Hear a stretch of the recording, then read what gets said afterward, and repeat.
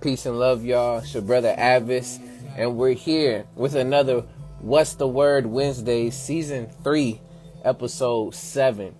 Now, as we usually do, I'm going to go ahead and I'm going to put in the comments the topics for today, as well as I'm getting this all done too, I'm going to go ahead and I'm going to put our logo for the show in the background. But as I'm doing that, y'all come in. As y'all are coming in, y'all let me know how y'all doing, how y'all feeling, and what's the word. And there's not much news for today, but again, we're still going to share and do a lot of that. But before any of that happens, shout outs to all those who will be watching this as well as watching this later, whether on Instagram or YouTube. If you're on YouTube, go ahead and subscribe to your boy at A.D.V.I.S. Speaks. Again, that's A.D.V.I.S. Speaks. Because again, there's going to be more videos and more content like this on the YouTube. So be sure to peep and check it out, whether if it's interviews, freestyles, these discussions. So tell me this and much more to come. So subscribe to your boy.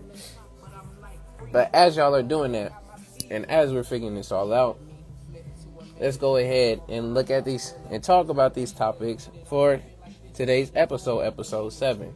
So for today's episode, we're going to be looking at current events like we usually do. So do the news and portion section of that, as well as we're going to be talking about next, the one, in quotations, the one. And lastly, we're going to be talking about addressing the Disney fairy tale narratives. So we're going to do a few of the Disney movies, talk about the narratives and the fairy tales and meanings behind that. But again, as y'all coming in, y'all let me know how y'all doing, how y'all feeling, and what's the word. As well as hydrate, get yourself some water.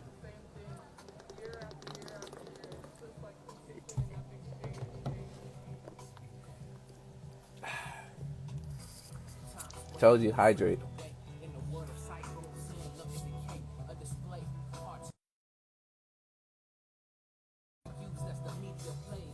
All right.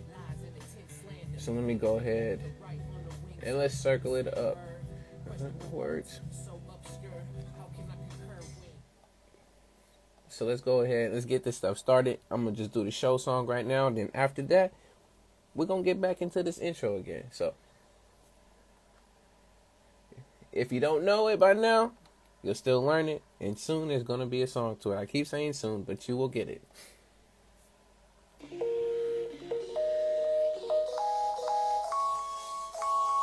Again, people go around asking themselves, figuring out, yo, what else? So when we do that, we tell them like, what's the word, y'all? What's the word? What's the word, y'all? What's the word? What's the word, y'all?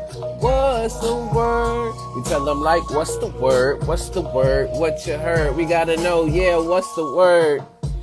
Again, peace and love, y'all. It's your brother A.D.V.I.S. And we are back with another episode of What's the Word Wednesday, Season 3, Episode 7. I think I got it. Yes, I did. Y'all can tell me if I did it. But thank y'all for the support. Thank y'all for coming through. Thank y'all for being mindful and attentive and participating with the stream, with the lives, and all that is here. So appreciate y'all so much. But with that, shout outs to everyone that's watching and those who will be watching this later, whether on Instagram or YouTube. You know the spiel. There it is. It's the real deal. Yes, I'm rhyming right now. But with that all to the side, for today's episode, again, we're going to be looking at current events, which we're going to get to in this next segment. Then we're going to look at the one, the quote-unquote the one, speak about the one. And lastly, we're going to talk about addressing the Disney fairy tale narratives. But with all of that being said, let's go ahead and let's get into these current events. So, again, I only have a few for tonight when it comes to current events. So, if y'all have any news reports or honestly any good news that you'll like to share, whether if it's happened to yourself, community, or anywhere else around you, please do so in the comments. So then again, we can all get hip and know what's the word. But again, I have 5 articles for y'all tonight. We'll go through each of them. Not all of them, but you already know 3 paragraphs, and we're out. With that, let's get it started. So, the first news report that caught my attention, even I can even say before that, shouts out to Chicken and Beef TV. Good to see you up in here, brother. The theme song has been done. Yes, you did.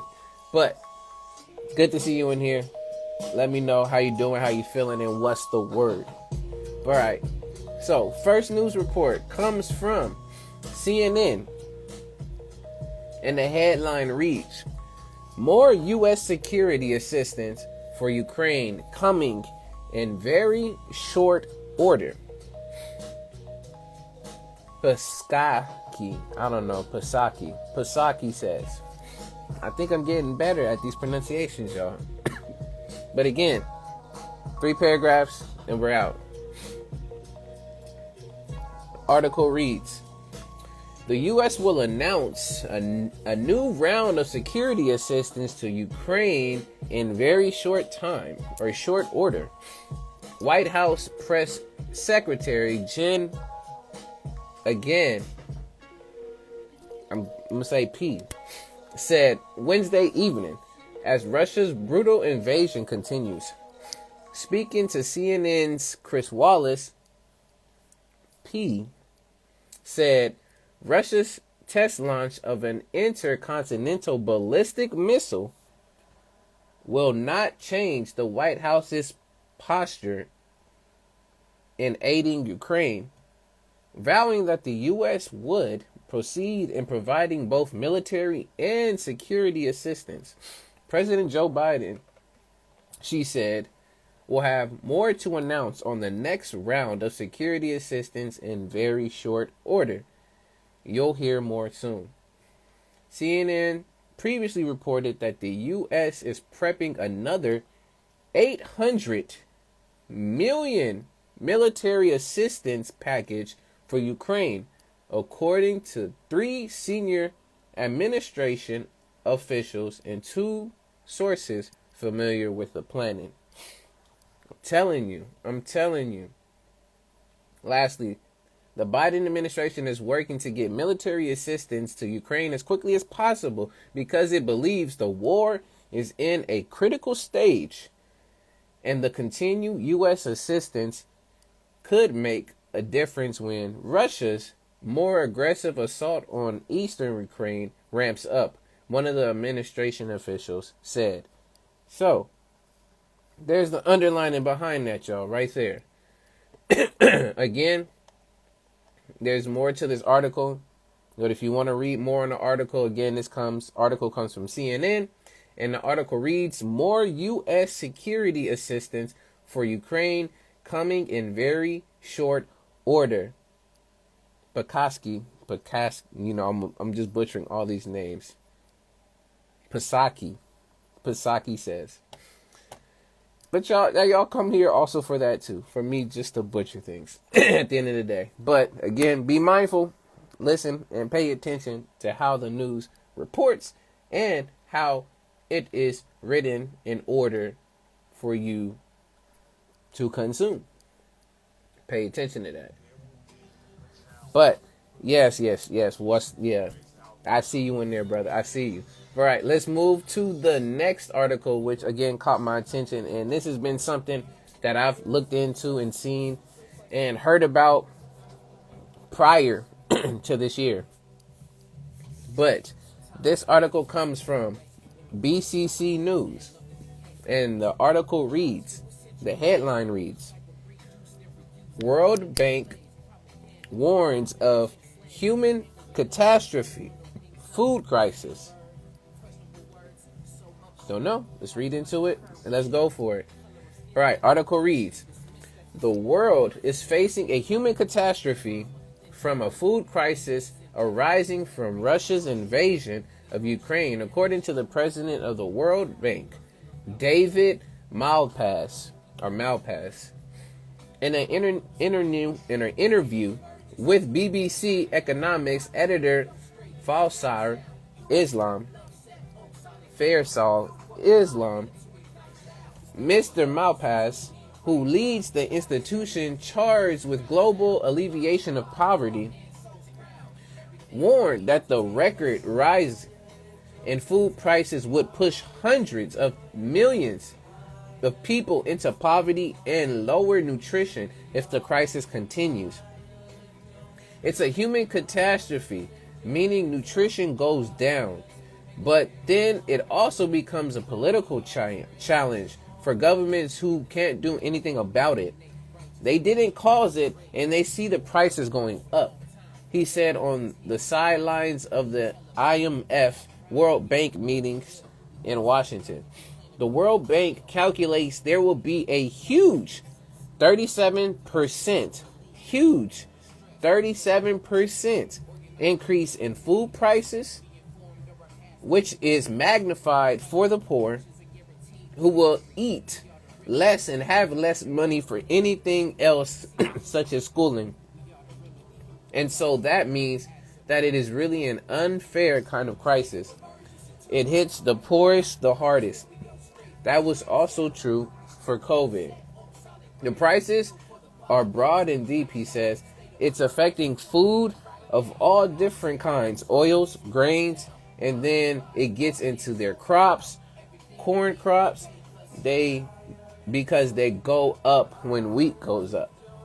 There was enough food in the world to feed everybody, he said, and global stockpiles are large by historical standards, but there will have to be a sharing or sales process to get the food to where it is needed. So, again, if you want to read more about this article, the article title, again, it comes from BCC News, and the title reads, World Bank warns of human catastrophe, food crisis. Now, my take on this is exactly how, again, they're talking about it in the article with the rising prices in food and then making it basically unaffordable for those with less money. They claim off the poor, and when that ends up happening, you'll see a scurry of things. You see a breakout of things, because honestly, living in poverty does very much harm, not only to the environment, but also to those who are within that environment. So having a food crisis on top of that, knowing that's one of our needs that has to be met for us to survive, it makes it harder and harder for people to survive without that need. So, again, be mindful. If you want to read more, again, go check out BBC News. And the headline reads, World Bank warns of human catastrophe, food crisis. But with that, let's move on to the next one. Again, I got three more for y'all.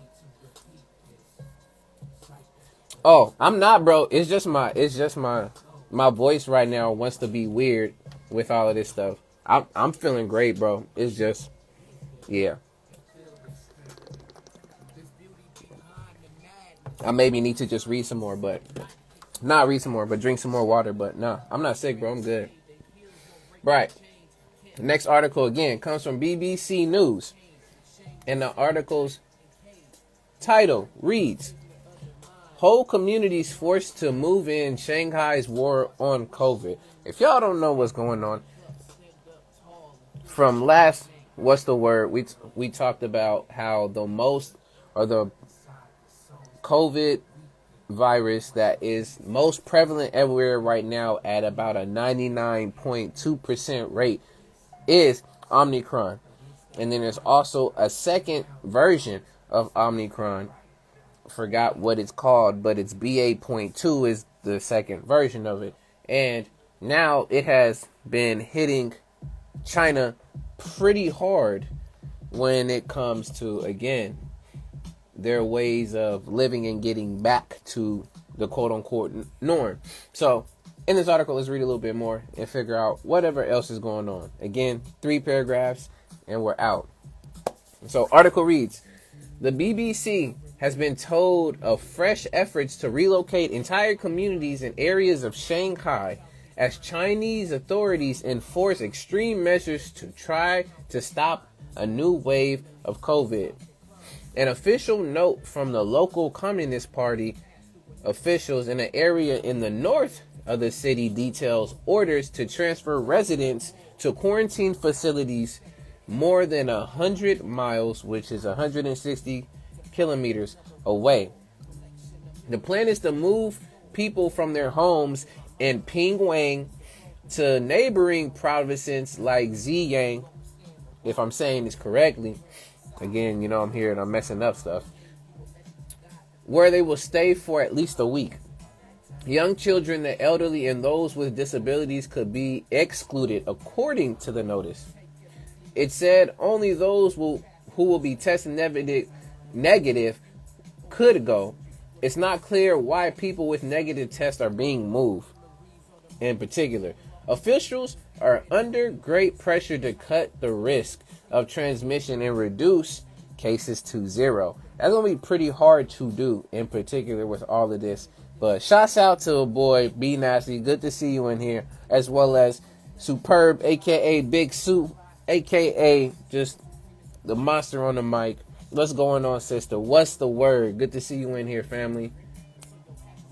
It just comes days after authorities moved people out of their homes and evacuated much of the population in another area of Shanghai.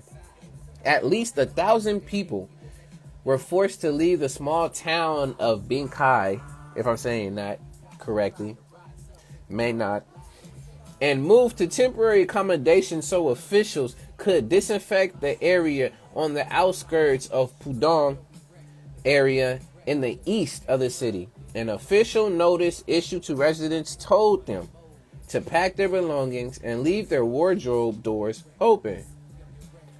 They were also told to leave the front door of their home open. Images on social media of people quilling with packed suitcases at nighttime showed the scale of the operation. So, for those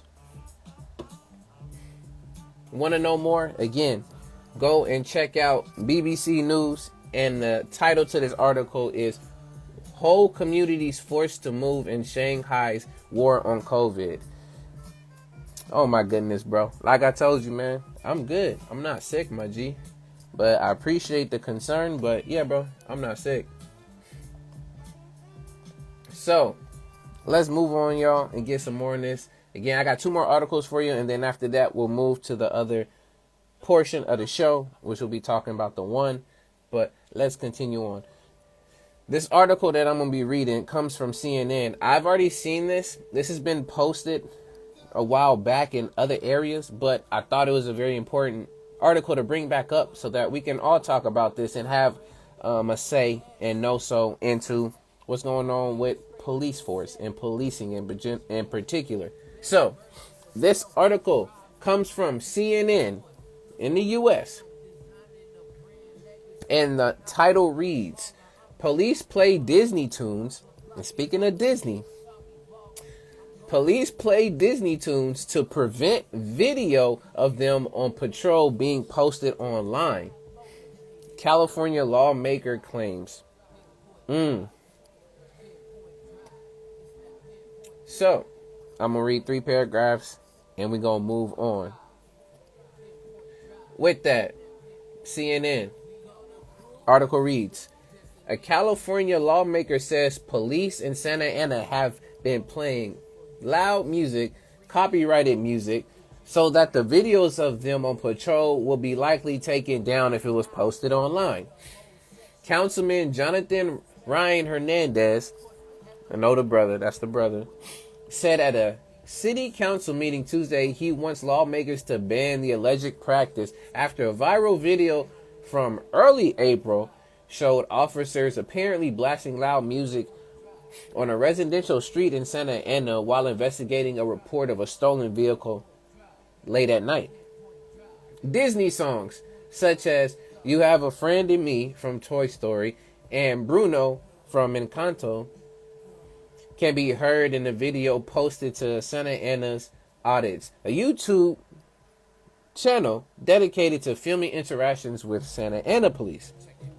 Videos posted to YouTube and other hosting sites are often monitored for potential copyright infringement and risk of being removed, therefore limiting how widely the content like Santa Ana police interaction could be shared online.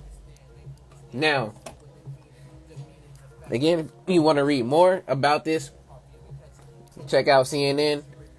Article title reads, Police play Disney tunes to prevent video of them on patrol being posted online. California lawmaker claims. Now, the reason why I brought this article back up and it's been posted on CNN and other different places to speak about it is not only do I know the brother that's the city councilman that's in there, but also it's another important tactic and rule to now know about.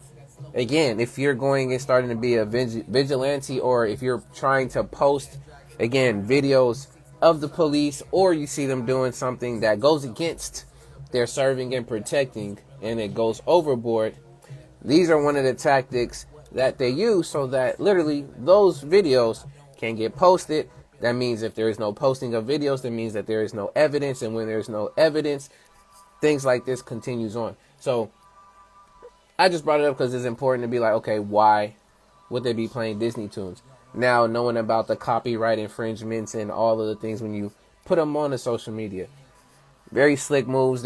I don't see them going to end up saying more to this when I mean the police, whether it's Santa Ana or any other policing force out there, California, around the whole world. But just know, this is one of the secret, if now known, tactics. But with that, y'all, again, if you want to check that one out, CNN in the article again. Now, lastly, I saw this about 2 days ago, and then I read only a bit of it. But this article comes from CNN again, and the article's title reads, A public university in Ohio will pay a professor $400,000 after disciplining him for refusing to use a transgender student's pronouns. Now, that title in itself is a mouthful. I'm going to say that one more time.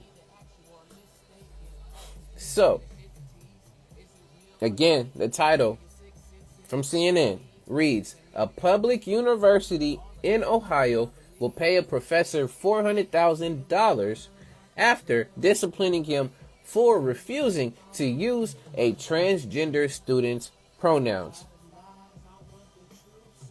Now let's get into the article.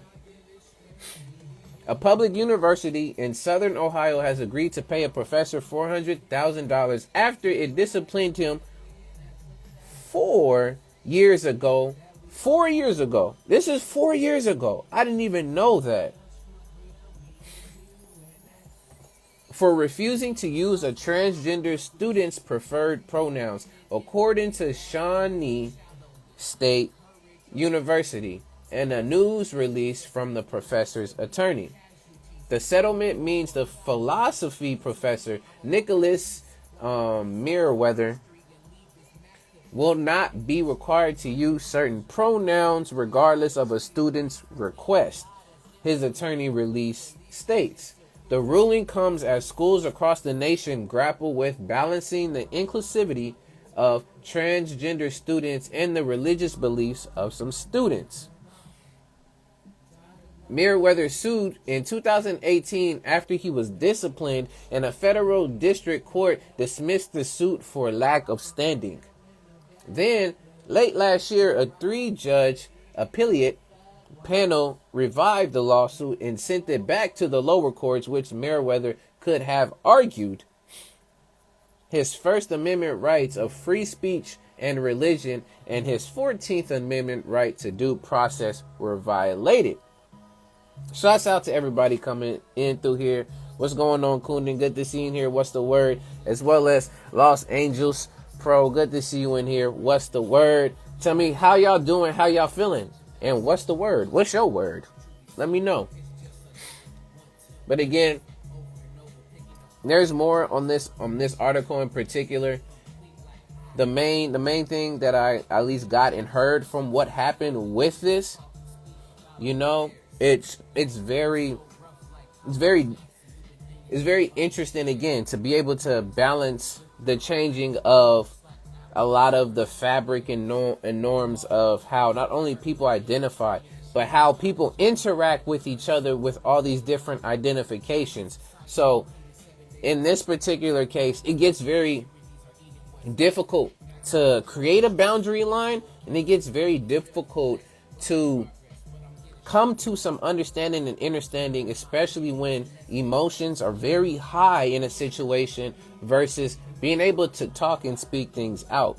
But shouts out to the brother Sabu in the building. What's going on, my brother? What's the word, man? Much love to you, bro. If y'all don't know, please go check out my brother Sabu Smooth, aka Sabu, aka one half of the booth, because the booth is on fire. Follow and check this brother out, because this man is amazing. It's my G, that's my fam. But back to this. With this article, again, now having the university having to pay off this professor, I find it, very interesting again, and as well as intriguing, because it's very hard, again, to supplement and to balance all of the changing of not only times, titles, boxes, categories that we all place each other and ourselves in. So it gets to a point where things is so many blurred lines. So to discipline somebody based off of not only emotion, but from the teachers of the philosophy class. So there's a lot more logic and a lot more flowing that's within flowing, as in, just thought within the class. And at least the backside of more that I heard from this article, and I can be wrong, is that the professor was still called the student by another name, which again was the student's name, but not the particular pronouns. So I don't know. It was very reminiscent of like a Jordan Peterson setup too, but if y'all don't know who Jordan Peterson is, you can look him up as well. But again, if y'all want to read more about this article and learn more about it, the article comes from CNN, and the title reads, "A public university in Ohio will pay a professor $400,000 after disciplining him for refusing to use a transgender student's pronoun." And with that, y'all, that's all that I got for some news. If y'all have any news reports, go ahead and throw them down in the comments. I think we might have some, so I'm going to check them out. And let me look at these comments before we move to the next topic. So let's see what we got. Yes, sir. Yes, sir. So let's see. Boom. We got in here. It said, what effects are you using to make yourself small, but in a box like that? I use the green screen, but I need pop-up effect instead. I don't necessarily know, Kundan. Oh, I just put a picture. This is my picture background. I think you click on the face, the smiley face with the look like little pluses that are right there. But I'm just clicking the picture so I can just have this background here. That's interesting. I may try that another time, but we'll get to it. But yes, brother, he's in here. Sing the song for us. Where is it? No, I'm not singing the song. You got to go back and watch that. I see you in here, Sabu. Love. Much love, brother. Appreciate you. And Netflix is saying it might introduce ads due to lower subscribers. Oh, yeah. Well, part of that, too, I saw it was an article, but I didn't want to really read much into it. Part of it, too, is because of the switch to, again, not ban, but to discipline folks who were sharing profiles. And see, again, that's what happens when You're making a great amount of money, or at least a decent amount of money, but then you want to get more. You start adding on more restrictions, but it ends up hurting you in the long run versus helping you. But yeah, so that's on them. Yo, A.D.V.I.S, remember I introduced you to Sabi Smooth? Bruh, you need to chill. It said Florida Governor Ron DeSantis fight with Disney reveals that Disney is like its own government. That may change now. I need to look into that. That's definitely interesting too. I need to look into that. Because today we gonna be having topics on Disney. I had an article referring to Disney. I seen some of the stuff on Disney. So it's gonna be a Disney field. It's a small world after all type of stream today. I don't know. But yeah, y'all, let's see. After taxes, that's only 2 and some change years pay. Brother, you gotta keep me in the loop. I'm lost in the loop of what you going on with. But with that, if y'all don't have any more, appreciate y'all. Thank y'all so much. Now let's go ahead, and before we do move into the next topic, again, the disclaimer. I appreciate your participation. I appreciate all that y'all bring and y'all share.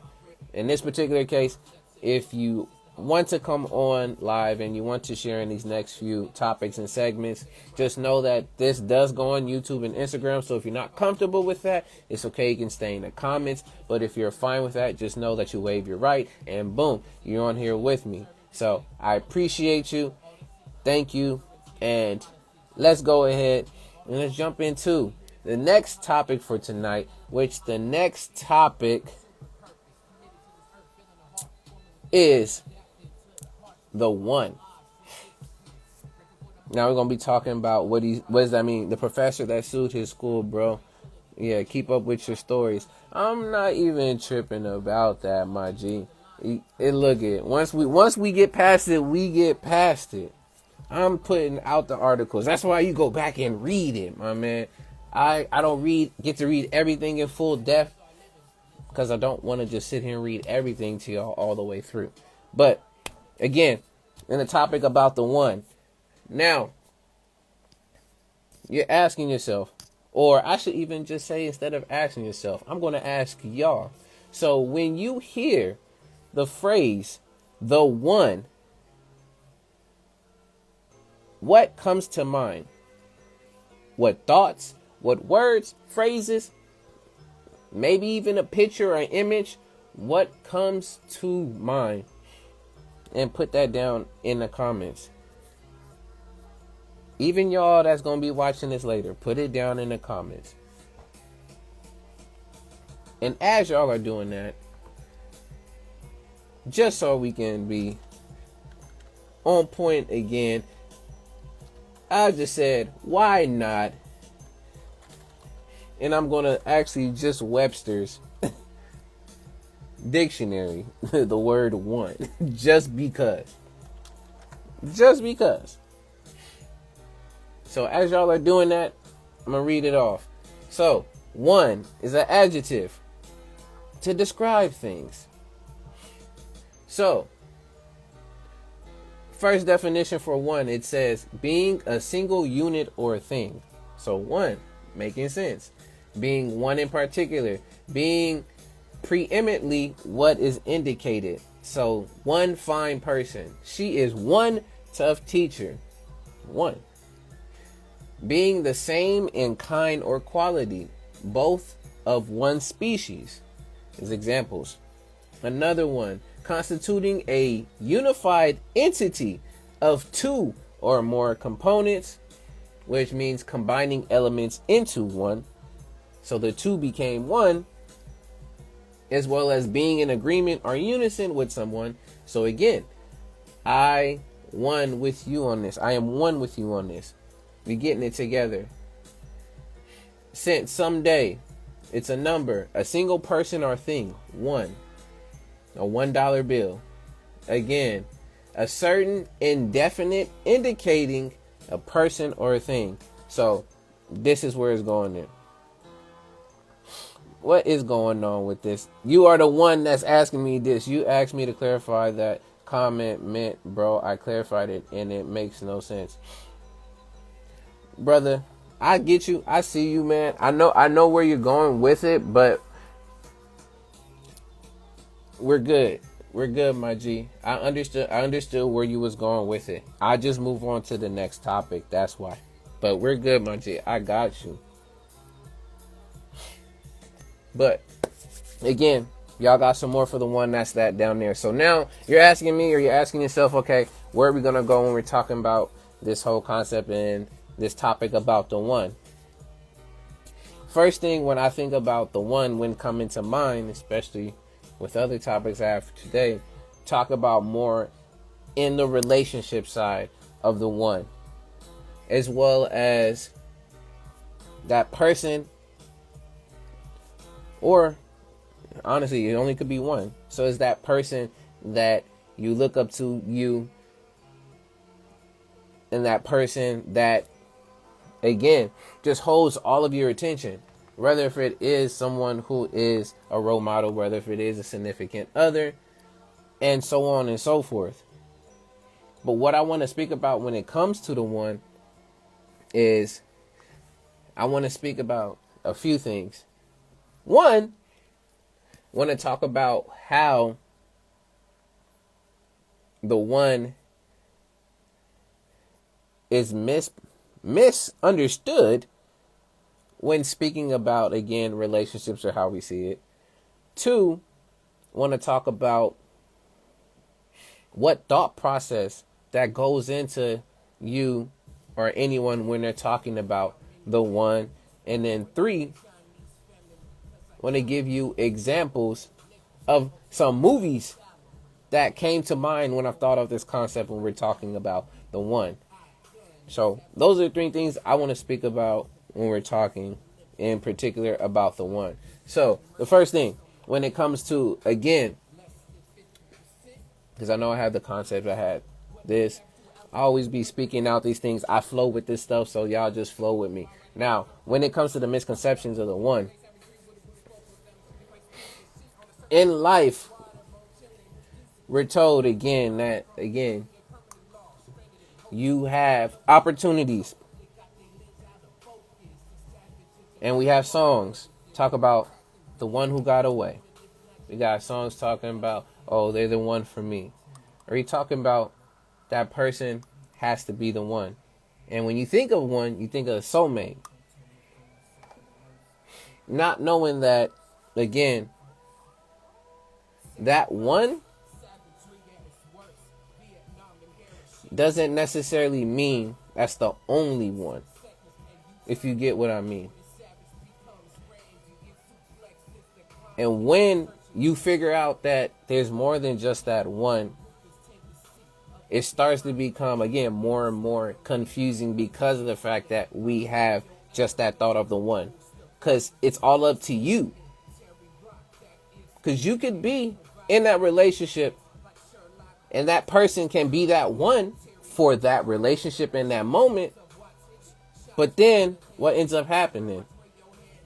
If it goes south, if it doesn't work out, some people justify it at the end and they say, well, that wasn't the one. But ultimately, in the beginning, you said that was the one. So this idea, at least for me, when it comes to the one, again, has been programmed as well as has been put into you to not only just focus on there's just only being one person, but knowing that there's multiple quote unquote one of people and persons that will come through your life.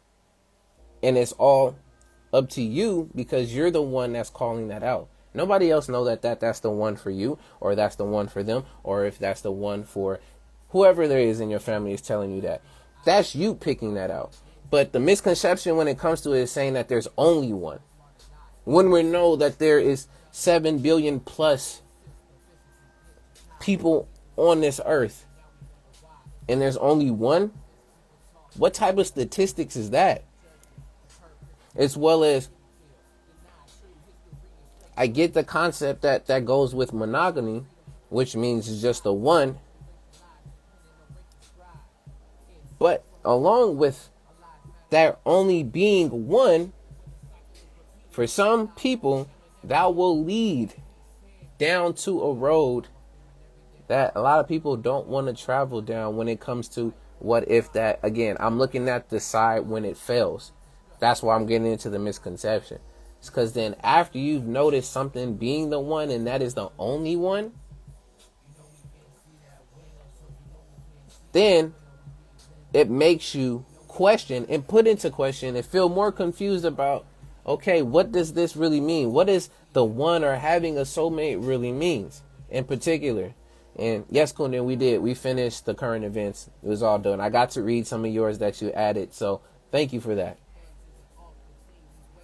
So for me, the whole title of one is a big misconception and is very confusing because of the fact that it all depends on your own personal experience of how you define what the one is. There is no general, again, universal one across the board. And I mean, I'm going to use a movie in reference too, so then you can get this whole, at least, misunderstanding, or at least for me, is a misconception when it comes to the one. Now, the second thing after the misconception is talking about, and if I don't, I always will bring it back up again. But the whole idea again of the one and what that does to a person, not only mentally, but behavioral wise, when we think about the one.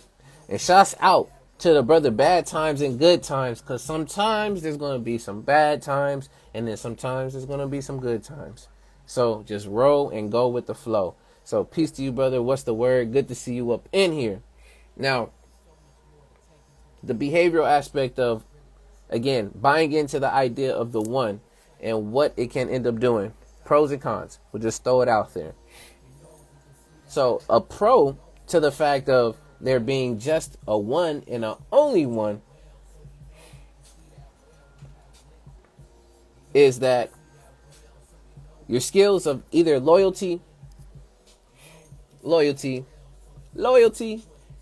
as well as commitment, respect, honor, all of those things are not only tested, but are strengthened in that type of relationship, because you're focused and it's only that one person or the one thing.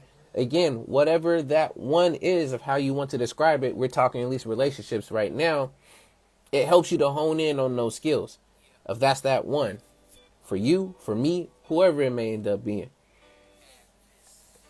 Another pro of that is being able, again, to have a go-to, a person to go to when it comes to either if y'all are building a life together, whether y'all have the same ideals, the same morals, values, character, etc., etc.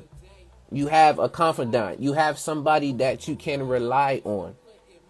And they're there, again, to help with building, again, a life, a community, and things together. So that's another idea, or another at least pro on the side, is then you have a team. You have a team. If you want to say teammate, you can say partner. You can say, your co-pilot or driver, whoever, whatever titles that you want to use. You have somebody that's there with you. Is it through thick and thin? Is it through death do us part? You decide. You be the one to decide that. The one to decide that. And then another pro of, again, the idea and this identity of the one is the whole concept of creation. And when I mean creation, I'm not talking about, again, only babies and things of that sort, but basically knowing that when you come together in harmony with someone, it feels as if you are one. And there are a lot of stories and myths that talk about how humans back on the earth, and this I think is a lot of Greek, if I'm correct, a lot of Greek mythology and things of that sort. I may be wrong, Greek or Roman, but humans were walking together on earth and had multiple parts of them, and that's what made them whole. Then lightning came down and struck them and basically separated these parts. And now that's the reason why we roam around this world looking and trying to find that one or that other half of us, which is a con, again, when it comes to the thoughts and the behaviors, thinking that you are not fully whole until you find that other half, until you find that one, that soulmate that is for you. Ultimately saying that you will never be at 100% unless you have somebody else to help give you that other, if not share with you that other 50%, which makes y'all whole and which makes y'all one. The thought process behind that. Now, before I continue with some more cons, let me read y'all comments. I appreciate y'all. It says, I think the one is programming back from when women were considered property and marriage was a business contract or royal political arena. I agree, especially with the marriage being a business contract, because to me, still nowadays, yes, I'm very biased. Anybody can, again, debate me about it, etc. But marriage is still a business. Still to this day, it's a business. You get write-offs for being married, as well as literally when the marriage fails or defaults or it goes into divorce, things are halved off, as in, again, this was a partnership. So marriage is still so much as a business. 1,000%. 1,000%.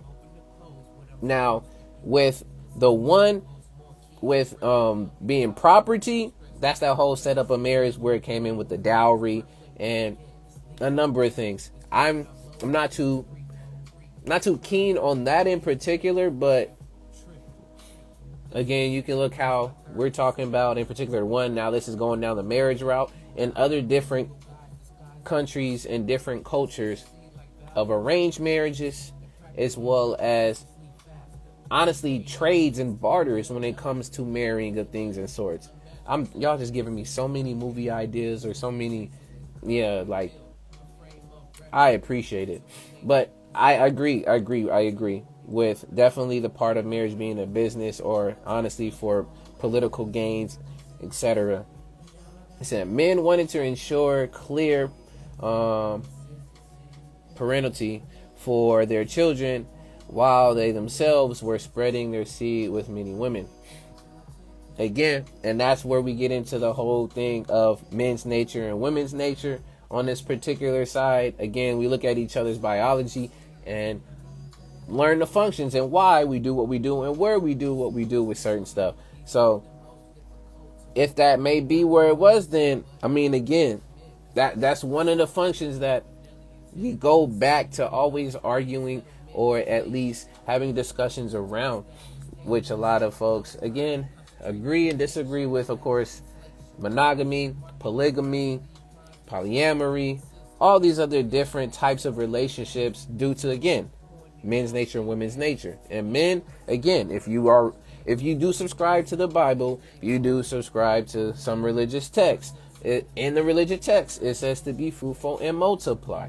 And in the particular case, we know, or if you don't know, majority of the biology of men, again, we can spread their seeds far and wide, wherever, in so many ranges. You can get as many women pregnant as you can within a month, versus takes 9 months for, again, a woman to birth a child. So that's even harder and harder. But not, am I over here making excuses for it? No, I'm just putting that out there biology wise. But thank you for sharing that, though. I appreciate that. But yeah, if y'all have some more stuff on the one, please throw it down here. Yes, Disney selling the romance. Yes, just wait. Just wait. That's going to be the last topic for tonight, if you can be in here. But if not, I still appreciate you for being here right now. But yes, Disney selling the romance for sure. But another con to, again, the thought process and behaviors behind the one, another con, besides, thinking that you're only half of yourself and you are not full until you find someone to fill that in, and you're not ever going to be whole. The second thing behind that is that love will make you go, quote unquote, crazy, or finding and having that one will make you go crazy. I have such an example that has happened recently, but I'm not going to speak on it because I do not want to give it more light. But you can see in different TV channels, programs, etc., about people's behaviors on their quest to find and secure and to have that one. And most of the time, these behaviors are opposite of healthy. Yes, there are still some ways, again, to healthy procure or bring the one into your life when you work on yourself.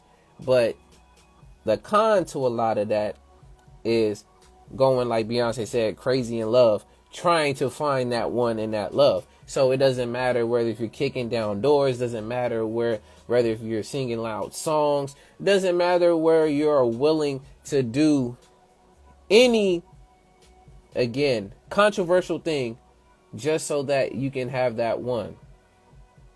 So it has, and it plays into a huge effect on the behavior of the person when it comes to finding one. That's why I say is a con. And another con when it comes to, again, the behavior, thought, and the feelings behind finding that one, that soulmate, whatever title you want to use. Another idea that, again, is popping from my mind. I don't plan any of this. Another con is that basically you create and involve yourself in a codependent type of relationship. Because again, when you find that one, they are the only one. And depending on how deep you are into that one, that person or that soulmate is that one for everything. That's your best friend. That's your confidant. That's your supporter. It's your therapist, lover, etc., etc., etc. And when that happens, when you don't have that one or that stability from the one, and they leave or they're gone or whatever may happen, it makes it harder for you or the person to function without the other. And what that ends up doing is, again, creating a dependency on the other person rather than an interdependence where it's, I know we're connected together, we're moving through this relationship together, but when we do our own things and we step apart from each other, we're still able to function outside of that. So it creates a sense of dependency. At least, again, this is all my perspectives. I'm not saying I'm correct on any of this. Again, I'm just speaking my thoughts and I'm speaking what's coming from my mind. But that's another con for the whole thoughts, behaviors, and at least the actions and feelings behind the idea and concept of the one. So again, yes, the pro is that it can help build different character and different relationship skills. Yes, you can end up having a person and confidant and a supporter to help you build on things, as well as be able to create a community and, again, build, if you're into nation building, as well as being able to build a legacy for future generations. Of course, building that with someone who's going to be there with you, of course. But again, the cons of it, not saying that you're fully whole until you have that person, that it makes it harder for you to depend and be able to be interdependent or independent at times of self when they're not there, as well as they are the go-to for every single thing that you create a dependency on them. So that's that segment of that. Now, I have a concept and idea that popped into my head, and I'm gonna run down with it, and y'all let me know how y'all feeling. Think about it. But before I do that, let's get into these comments real quick. So yeah, and people do be acting crazy for love. And again, I agree with you.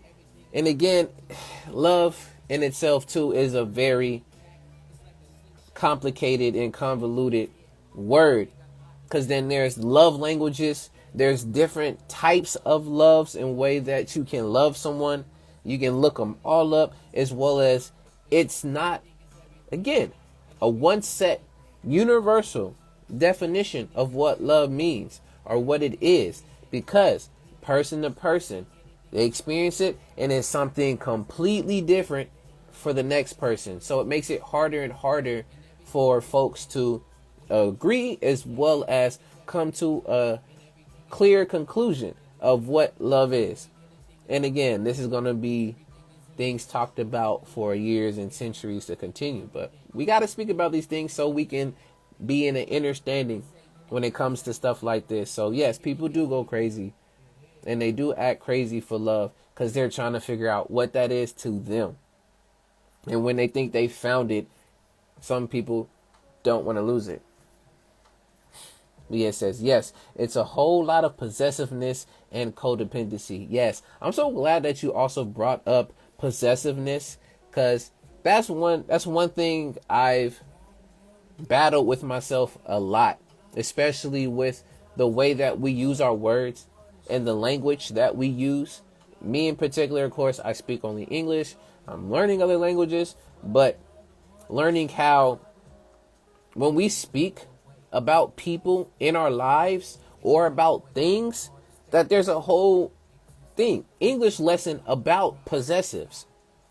Knowing like that's his car, or that's her house, or that's their video game, or their food. And sometimes I will go back and forth with myself when it came to saying like, oh yeah, this is my brother. Like, this is not necessarily my brother. I don't own him. I don't, none of these particular things. But again, that's just me thinking deeper when it comes to like words and using that, talking about this is something that I own. This is of mine. So when I explain and show this to people, this is such and such. So I've been mindful about how I use, again, my words with stuff like that. I'll be like, this is a brother that I've known on my journey, or this is a sister that I've known. This is a family member that's been very vital in my life. Again, the only thing that I know I take possession of is my life, my body, and my actions. But that's a whole nother setup of things, because the possessiveness too is a very, very slippery road when it comes to you finding the one. Because once you find that one, you start saying it's yours. So then you feel entitled to a lot of things that come with that one, that person. Because again, a lot of these concepts for me, when you think of the one, I'm thinking of a person, and I'm thinking of a soulmate, someone you are in a relationship with, intimate one. And not talking about, again, a family member or another stuff like that, of that nature. You can look up those type of relationships. Again, you got Google, your phone, your smartphone's right there. But that's what I think of when I hear the one, and that's why I'm speaking about relationship-wise with the one. So I'm glad you brought up the possessiveness, because that's what ends up happening. Because once you have that one, that's yours. You're saying that's yours and it's only yours. Again, if you do marriage and it's your marriage vows, all of that is throughout the whole setting of vows that's in there. Knowing that you are tied to this person, and that this person is yours, and that the other person, again, that you're that person's. Again, we're almost like if it is possessions, going back to what Kundan was speaking about earlier. So it's important to be mindful of how you define what the one is to you. Yes, you can use it for other things besides relationships, but in this context of speaking about a relationship, be mindful of how you use finding the one, that soulmate, because at the end, you're the one that's putting that out there of this is the one. They are the one. Knowing that there are multiple ones for multiple different things. But yeah, let's read this comment, and then after that, I'm gonna go into my whole movie setup that popped into my head when I was thinking about the one, and I wanted to share it because I'm gonna be talking about it a bit. But let's get into this. So the comment says, what do you think of monogamy versus polyamory within the context of the one? Well, let's go ahead, Kundan. I see you came up or come. So let's go ahead and we will talk and chop that up because I definitely want to. And you are the one to come up here and do that. I'm just playing, man. I'm having too much fun with this. Hey, what's up? What's going on, Kundan? What's the word? What's the word? Welcome back to you. And I see you dropped a question in there. If you want to state it back out, please do state it back out and we'll get into it. Yeah, like at least within this context of discussing the one, what do you think of, monogamy versus polyamory, especially now that we're learning that, uh, even though conservatives over here in the US make it sound like a new thing, polyamory has been around all over the Yes. world for like thousands of years. Yes. And and it still exists, like in Nepal and Bhutan. There's polyandry even, right? Which is Mm-hmm. a single woman with like three or four different husbands. Yes. And that's another misunderstanding when people think of polyamory, they only think of polygamy, which is Mm-hmm. one man with multiple wives. Mm-hmm. But in reality, in a lot of, at least in South Asian and Southeast Asian cultures, I've noticed there is more of the polyandry. Yeah. So from my perspective, when it comes to that, I always remind myself and I remind other people of at the end of the day, humans are what? We're animals.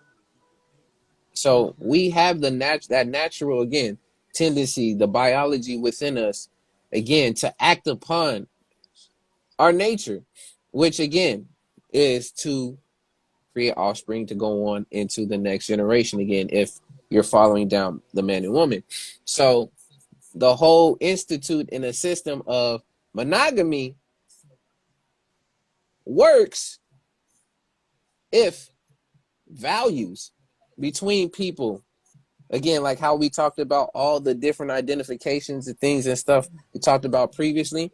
If people identify with themselves doing that with that and only one person and they have that, it can work. But at the same time, monogamy is another, again, I'm not going to say quote unquote created because it was already out there, but more so it's been cashed in when it comes to the system because people really want to buy into monogamy because when you buy into a monogamy, again, marriage ensues, or from some issues, that's why cheating and again infidelity is such a huge thing with this. It causes friction, it causes confusion, and it causes drama. And what that ends up doing again is starting to break down the whole values of not only family, but then also break down the values of what relationships are, especially when folks are not, again, I'm saying on the same page. Now, when it comes to polyamory, again, that's something that's so super, that's something that's honestly more natural versus monogamy, which we know there, if you look it up, you'll find there's maybe few animals throughout nature that is quote unquote monogamous, but monogamous in the sense of the emotional connection, not necessarily when it comes to the sexual reproduction stuff. Because then again, how is a species going to thrive and continue if we stick to a 1-to-1 ratio versus a more larger aptitude of different ratios. So when I'm thinking about in the context of the one with these two different ones, it works with monogamy because mono meaning one and being in a relationship with one person versus poly being more than after that the one. So that's why that concept of the one is really depending on how you describe it because it's hard to say literally, oh, this is my one and only person if you're in a relationship or polyamorous or polygamous relationship with multiple people. Because then you're gonna be like, okay, that's the one that does the cooking. Okay, then they're the one that does the cleaning. They're the one that raises the kids, and they're the one that does this. And then it starts to again get confusing. Okay, then what does the one really mean? Then you just mean that person who's to that role, or are they the one that means that they're everything that that's supposed to be? Hmm. At Yeah. least that's how I see it. Yeah, like there are like economic and social benefits to monogamy because of the way the system's set up, like the tax benefits, right? Yes. And then the social benefit is like just it's just more socially sanctioned, right? Where you'll be it's not just about being accepted, but like you're literally like it's literally like marriage is literally the monogamous marriage is literally the holy grail of relationship and at least in within the Western United States culture. Yeah. And yeah, and it's so interesting because and then speaking of cheating, right? Mm-hmm. People only think about cheating within a monogamous context, and so when people think about polyamory, they automatically think the polyamory structure itself is cheating. No, it's because there's honesty in it, right? Mm-hmm. It's not cheating. But you can still cheat even in a polyamory structure because what is, how do you define cheating? Huh? Yeah. When it comes down to it, cheating is basically the breaking of agreements. So even within a polyamory, you can break agreements, and when you break an agreement, that is cheating, Yep. even in polyamory. So, because even in polyamory, there are different kinds of polyamory. There's polyfidelity, there's relationship anarchy, there is solo polyamory, right? Mm. Solo polyamory is when you decide that you don't want to be part of any groups. You just want to go around being part of, freely being part of different polyamory groups, but not one specific group, Okay. Yeah. right? And then polyfidelity is when you have a group of three or four or five people agreeing to be with each other only and nobody else. That's polyfidelity. Yeah. Uh, and in fact, even in polyfidelity, you can have what, Infidelity. yes, you can have infidelity. The moment you decide to have sex with somebody who's not part of that group of, the pod, as they call it, the three or four or five, that's cheating right there because you're Yeah. breaking the fidelity, right? And then there's also primary and secondary partners, even in polyamory, Yeah. which is echoes monogamy. Like, so instead of the one, you have someone special who's called the primary. Mm. Personally, I don't get that part of polyamory. I'm like, why don't you just be monogamous then? Why are you having primaries and secondaries? But anyways, that's to each their own. Whatever. Then there's relationship or anarchy, which is basically uh, there is no basically there's no agreement or you agree that your agreements will shift at any time. That's Yeah. relationship anarchy. Mm. Yes. Yeah. Y'all got a relationship history lesson right now, Yeah. brought to you by Oh, and Kundan. then there's also don't ask, don't tell polyamory, which is basically that uh, each partner can do whatever they want as long as they don't talk about it. That's don't ask, don't tell polyamory. Mm. Which to me also defeats the point of polyamory because it's about honesty, right? So I would, and also there's a safety issue, right? I would Yeah. want to know who and when my partners are like, you know, having sex with whom, Yeah. especially in this time of COVID, it brings a whole other level of Yeah. safety issue. So, yeah.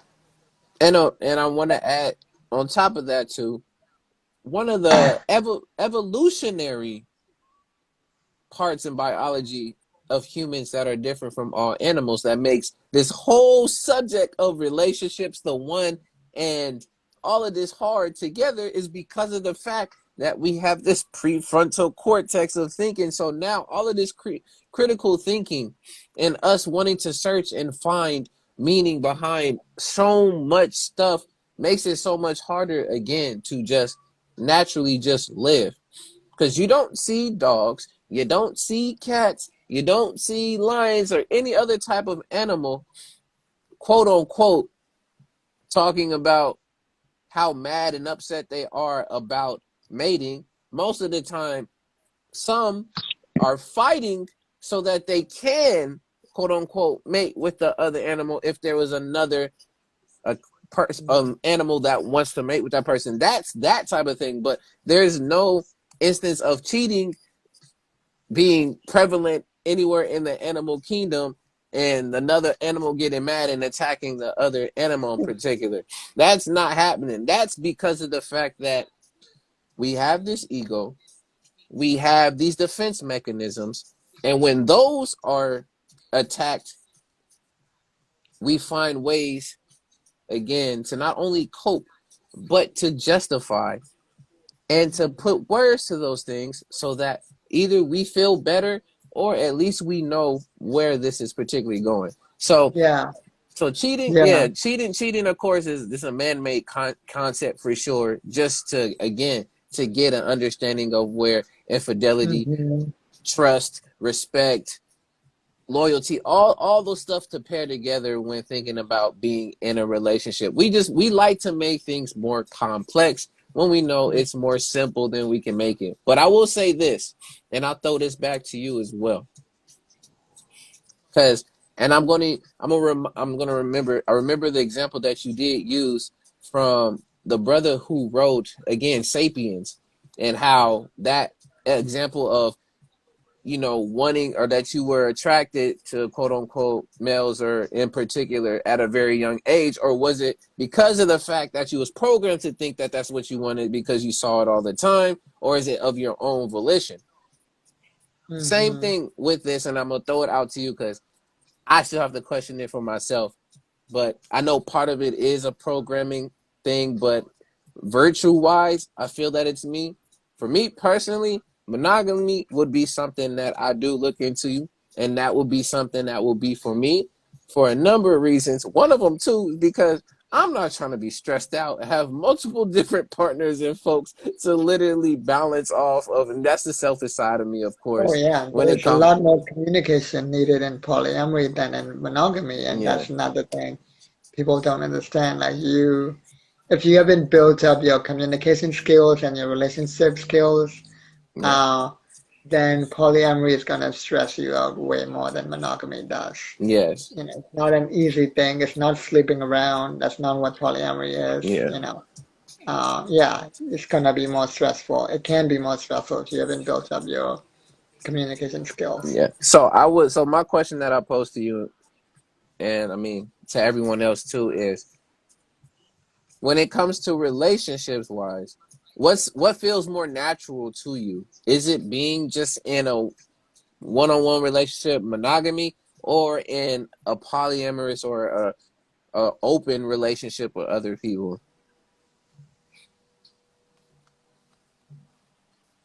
Yeah, like even the word natural is loaded, right? Because of Yeah. the colonial programming, right? Yep. Like I mentioned before, oftentimes what they call human nature isn't human nature at all. It's colonial nature, right? Yeah. Especially when they say base human nature, because they always emphasize the cruel, the violent, manipulative side of nature, when in Mm-hmm. reality nature is both. Nature is kind and cruel. Yeah. It's it's clear and honest, and it can be manipulative. It's all of these things. Wholeness. And it's a wholeness, yeah. And so like what is natural, it's what feels natural. Like Mm-hmm. I would personally like prefer an open relationship, right? But I would feel safer in a polyfidelity kind of Okay. relationship rather than a totally, like I wouldn't be comfortable with uh relationship anarchy or solo polyamory. Got you. Well, Again. well, actually, with relationship anarchy, if I'm with people who are very like grounded and like with great communication skills, very clear people, uh, then relationship anarchy might work out for me. But Mm, I think, like the number of people who are very clear and grounded, and uh, I think personally, in my opinion, such people are rare, especially when it comes to intimate relationships. So, with that in mind, I would feel safer with polyfidelity. I feel that. I feel that. That's what's up. And again, I'm posing that out because again, we're talking about the whole concept of a one, and most of the time I think about it in relationship aspects. I mean, the one can be in any other particular way, which I'm going to step into this concept of the one using a movie that hopefully y'all have seen. This movie's been out for years to come. They just did a fourth installment of it, I think this past year, is The Matrix. The Matrix of all things. Speaking about the one, Mhm. huh? What do you mean? Well, for those to run it down a little bit, again, if you think about at least the original Matrix, the first movie, again, this whole concept Oh yeah, of that's another way of thinking about the one as the chosen one trope, the savior trope in a lot of movies, right? Yeah. That's a whole exactly, other rabbit hole, yeah. exactly. Mhm. So again, I mean, you already hit it on the nail. That's where I was going to definitely go with it and break it down even more and build into that particular case with the one. But before I do that, let's see. The brother, Bad Time, Good Times, has two things. It says Disney programming youth. Yes, and there's stuff on there that you can even see. There's videos you can look and see that, but There's even programming. subliminal imaging in like Disney programming and a lot of logos too, like the Starbucks logo. If you look at the Starbucks logo carefully, like you can also see a woman spreading her legs. So All that stuff. the sex is like already programmed subliminally in it. Again, going back, look at even this topic today pairs back with the topic last week, talking about the Right. weaponization of sex, y'all. Come on. Yeah. But look at who am I to say does any of this stuff make sense? But yes, another one that he says is penguins, only animals that keep their one mate. Even old Bible days, fools had like 5 wives, work helpers, etc. Again, you see examples of this stuff and you have to put this into question. Yes, it's all dependent, but are we going to live our lives off of the outlier or the very specific, or are we going to look at the general average norm of how relationships and things are seen? If you've seen that's what happened back Yeah. way when, you see, because if you really want to go deeper and you want to think about, okay, how do you even go about building a nation? Where would you start with doing that stuff? Would you think that slowly but surely you staying with one person ultimately later on down the line is going to be able to build that nation by itself in a fast certain amount of time? Obviously, the answer to that, at least for me, is no, because then that's that one-on-one ratio. You can have multiple offspring that come out of that, but again, there's always going to be that one or that soulmate or whatever for different type of tasks. So just be mindful of what you're watching again and what you're hearing, what you're seeing with a lot of this stuff, because you'll find examples all over the place. But back to Oh, this, one more yeah, go ahead. thing. Uh, I want to add that the one is within the larger context of a larger programming. There's a great book about this called The Future of Love by Daphne Kingma. And I interviewed her on my show back in the day, Blog Talk Radio. And Mm, basically, she broke it down really nicely with that's the one programming, right? mm-hmm, But then related to that, there's also living together under the same roof, seeing each other every day, and then forever. And mm, that book, she broke it down, and she also broke down how many different stories of relationships and intimacy, which are very fulfilling, but they don't fulfill like um, either one or most of these, four criteria. There yeah, are people who see each other like once a year or once every 18 months, and they have a very fulfilling sex life, because then the reason why they're so busy, the reason why, they only see each other once a year is because they're so busy that, they, once, yeah, they're working for like causes that are greater than themselves, like yeah, like non-profits for like AIDS and stuff like that, or ending poverty, things like that. So yes, their agape love, right, agape love, for see, humanity is so much greater that they don't really have much time for intimate relationships or even for each other. yeah, And yet they're so committed to each other because that relationship fuels their work in the world, their agape love, and their agape love in turn Yeah. fuels their erotic love, their eros love, right? Yes. So that blows out of the water this whole seeing each other every day. That's just one example. And then she has like so many other stories, like like the one about living together under the same roof and Mm. stuff like that. And yeah, it's truly amazing. Like, oh yeah, there's another story she has where a man, after 15 years of a happy marriage, suddenly felt like his marriage was over, and he went Mm. on this spiritual pilgrimage around the world, right? And before he did that, he sold his business and everything, right? Mm. And but just as he announced that the marriage was over to his wife, this around the same time, his wife suddenly got pregnant. So they at least waited for the birth of their child, and they've been waiting for 15 years for the birth of a child, right? So Wow. they suddenly had this miracle around the same time, and yet the man still felt like he needed to go on his spiritual pilgrimage, right? Yeah. So, and then the woman married another man and went who had two children. So the children got to like have a new sister that they got to love, right? Yeah. and and the woman got a new love, and then the little child, the little girl had new brothers to love. Now, as the child grew up, like about 7 or 8 years later, like it turns out like she has some spiritual gifts. She could talk to plants and animals and things like that. Wow. And the parents, the mother and the stepdad didn't know how to really guide her, but that's when the real Well, father, the father. biological father, came back into her life, and Hmm. he was ready to guide her because he had gone on his pilgrimage. He Yes. was the only one ready to guide her.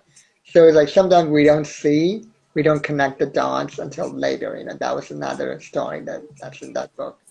Mm.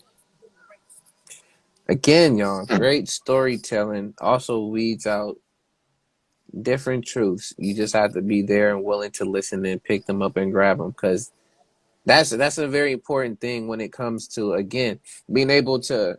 And that's where, yes, I'm going to knock on marriage again, y'all. I mean, again, if it works for you, it works for you. But that's where I give another tally mark or another cross out to marriage. Especially, there isn't a process set into play where there is either a yearly, 2 years, or even 5 years down the line that you assess your relationship and your marriage, whether if you're going to continue this on, or to assess what's happening and what's going on. Is it working? How the person? So basically, a type of check-in. And what I mean by In that, fact, that exists. Some people do a Celtic hand fasting ceremony instead of a marriage. And I don't know if it's actually Celtic or not, yeah, but it's basically a thing where you only agree to commit to a year and a day, and after a year and a day, you can keep renewing the vow every year, or you can decide to part your ways. again, I'm glad you brought that up, but a lot of Yeah, folks do not know about that, like myself, because right. traditionally we just know marriage till death do us part. But there's no in between where, let's evaluate to see if I'm willing to still die for you, quote unquote, sacrifice in this relationship 2 years from now.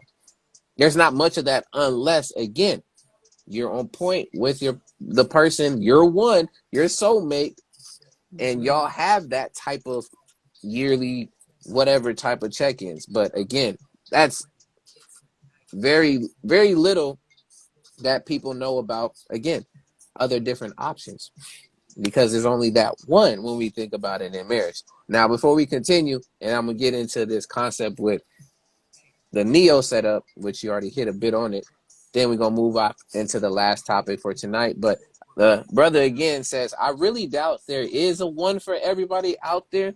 If you want it bad enough, anybody can make the relationship work. Disney princesses, sorry. I hear you on that. And again, communication is key.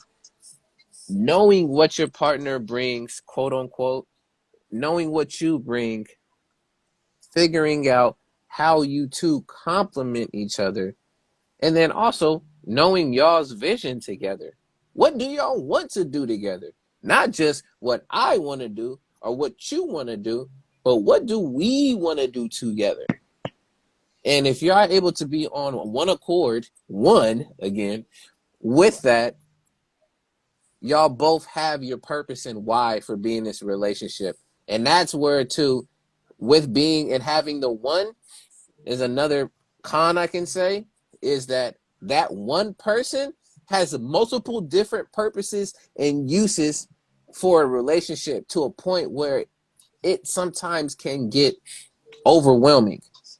Because if you make that one person, we already talked about it before, I'm just bringing it back up. If you make that one person not only your lover, but also your supporter, your confidant, your therapist, your mom, your whoever else, it's very difficult. Again, when do you turn those particular one things off? When do you do that? So it just makes it sometimes a bit more harder in that aspect. So yeah, Disney princesses, yes, I say sorry to them as well. But anything you got, Kundan, before I jump into the Matrix concept of the one, and Yeah, then let's go. Yeah. all right. So again, I do a lot of just thinking and stuff. I don't come up with this from the beginning. This is from all y'all. So appreciate y'all. So when thinking about the whole idea of this one, like the Matrix popped into my head, and then we're gonna get into some Disney movies for this last topic. But the whole concept of the Matrix with Neo being that particular one, if you watch throughout the movie, going from a very bland and boring life to being exposed to all the truths of the quote unquote Matrix in his day-to-day living, and how he is that one that's able to tap in and out of this matrix, and has to be the one to help others tap in and out of this matrix. And on your point, which then we're going to get into why I talked about earlier, of how there can be multiple ones. If y'all go more into these Matrix series, you would know what ends up happening with Neo being that one, and the only one to say this, and everybody keeps saying that he's the one, you see it, he is the one. That shoulder of responsibility. Again, we talked about the possessiveness and the codependency. That whole, again, savior complex of, I'm not going to be able to do or save my own self because of the fact that there has to be that one that's going to come there and save me. And that's what happens too in relationships, not only again with the Matrix, but also in just our own relationships.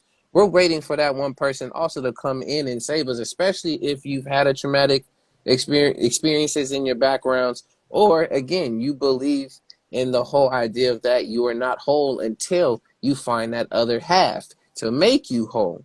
But continuing with the Matrix concept of course, Neo and being the one, what that ends up doing is it puts you in the idea of that you need to be saved, and that this savior complex you give to the other person, depending on their intentions, can turn very, very quote unquote toxic. So it can get you in very difficult situations, especially for folks who are so set on this is the one. This is the one that's going to lead me to freedom. Knowing that before you can even be led, you got to know how to lead yourself somewhere, anyways. Mhm.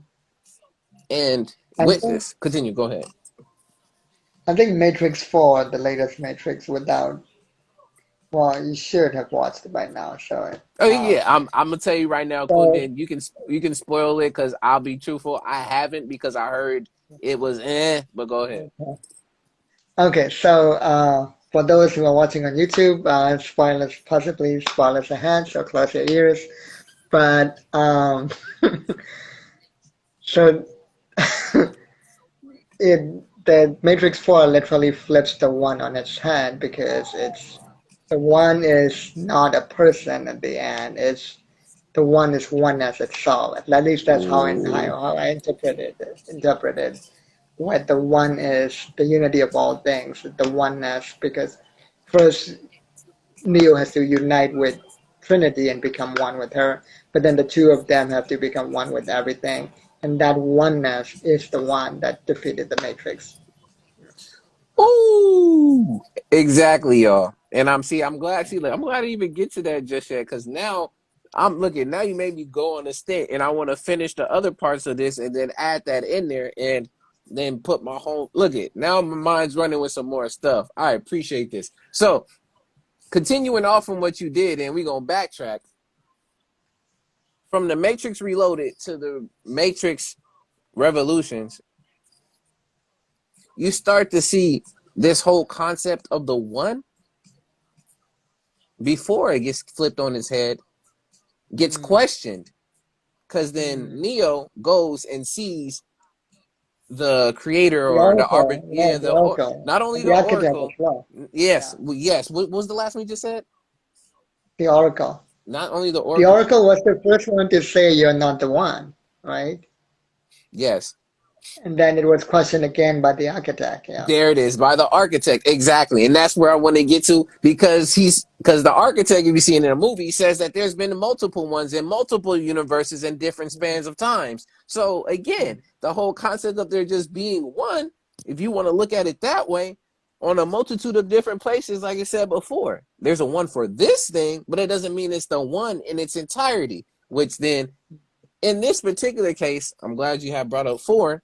And what popped into my head then is the whole idea of everything is everything. Because at the end of the day, we are all fully connected to this one life, one experience, whatever you want to call it. And that is where I would say is, and yes, again, this whole idea of what's natural, what isn't, that is the Everything is more, everything is in this yes, book too. there it is That's what right I there. meant before. Yeah. The whole idea of oneness with all Mhm. is more of the, I would see, honestly, our soul and our natural, again, natural connection to just where we're supposed to be with this. And our relationships are a mirror, or not gonna say, I want to say a substitute, but it is on a smaller version of what that truly is.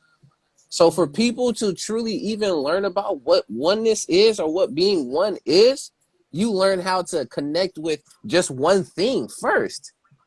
And once you learn how to connect with one thing, then you start to see all the multiple routes, all the multiple lanes, and all the multiple roads that you're like, yo, they actually are all still leading down a certain path, which all end up connecting somewhere down the line.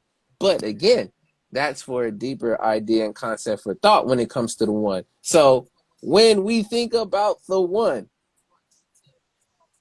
how I see it, I'm not going to speak for Kundan, but how I see it is that there are multiple ones because of the fact that there is more than one person or persons or things that are here on this earth that helps you to fully connect with all that is around you. And if you are connected with all that is around you, you are experiencing oneness.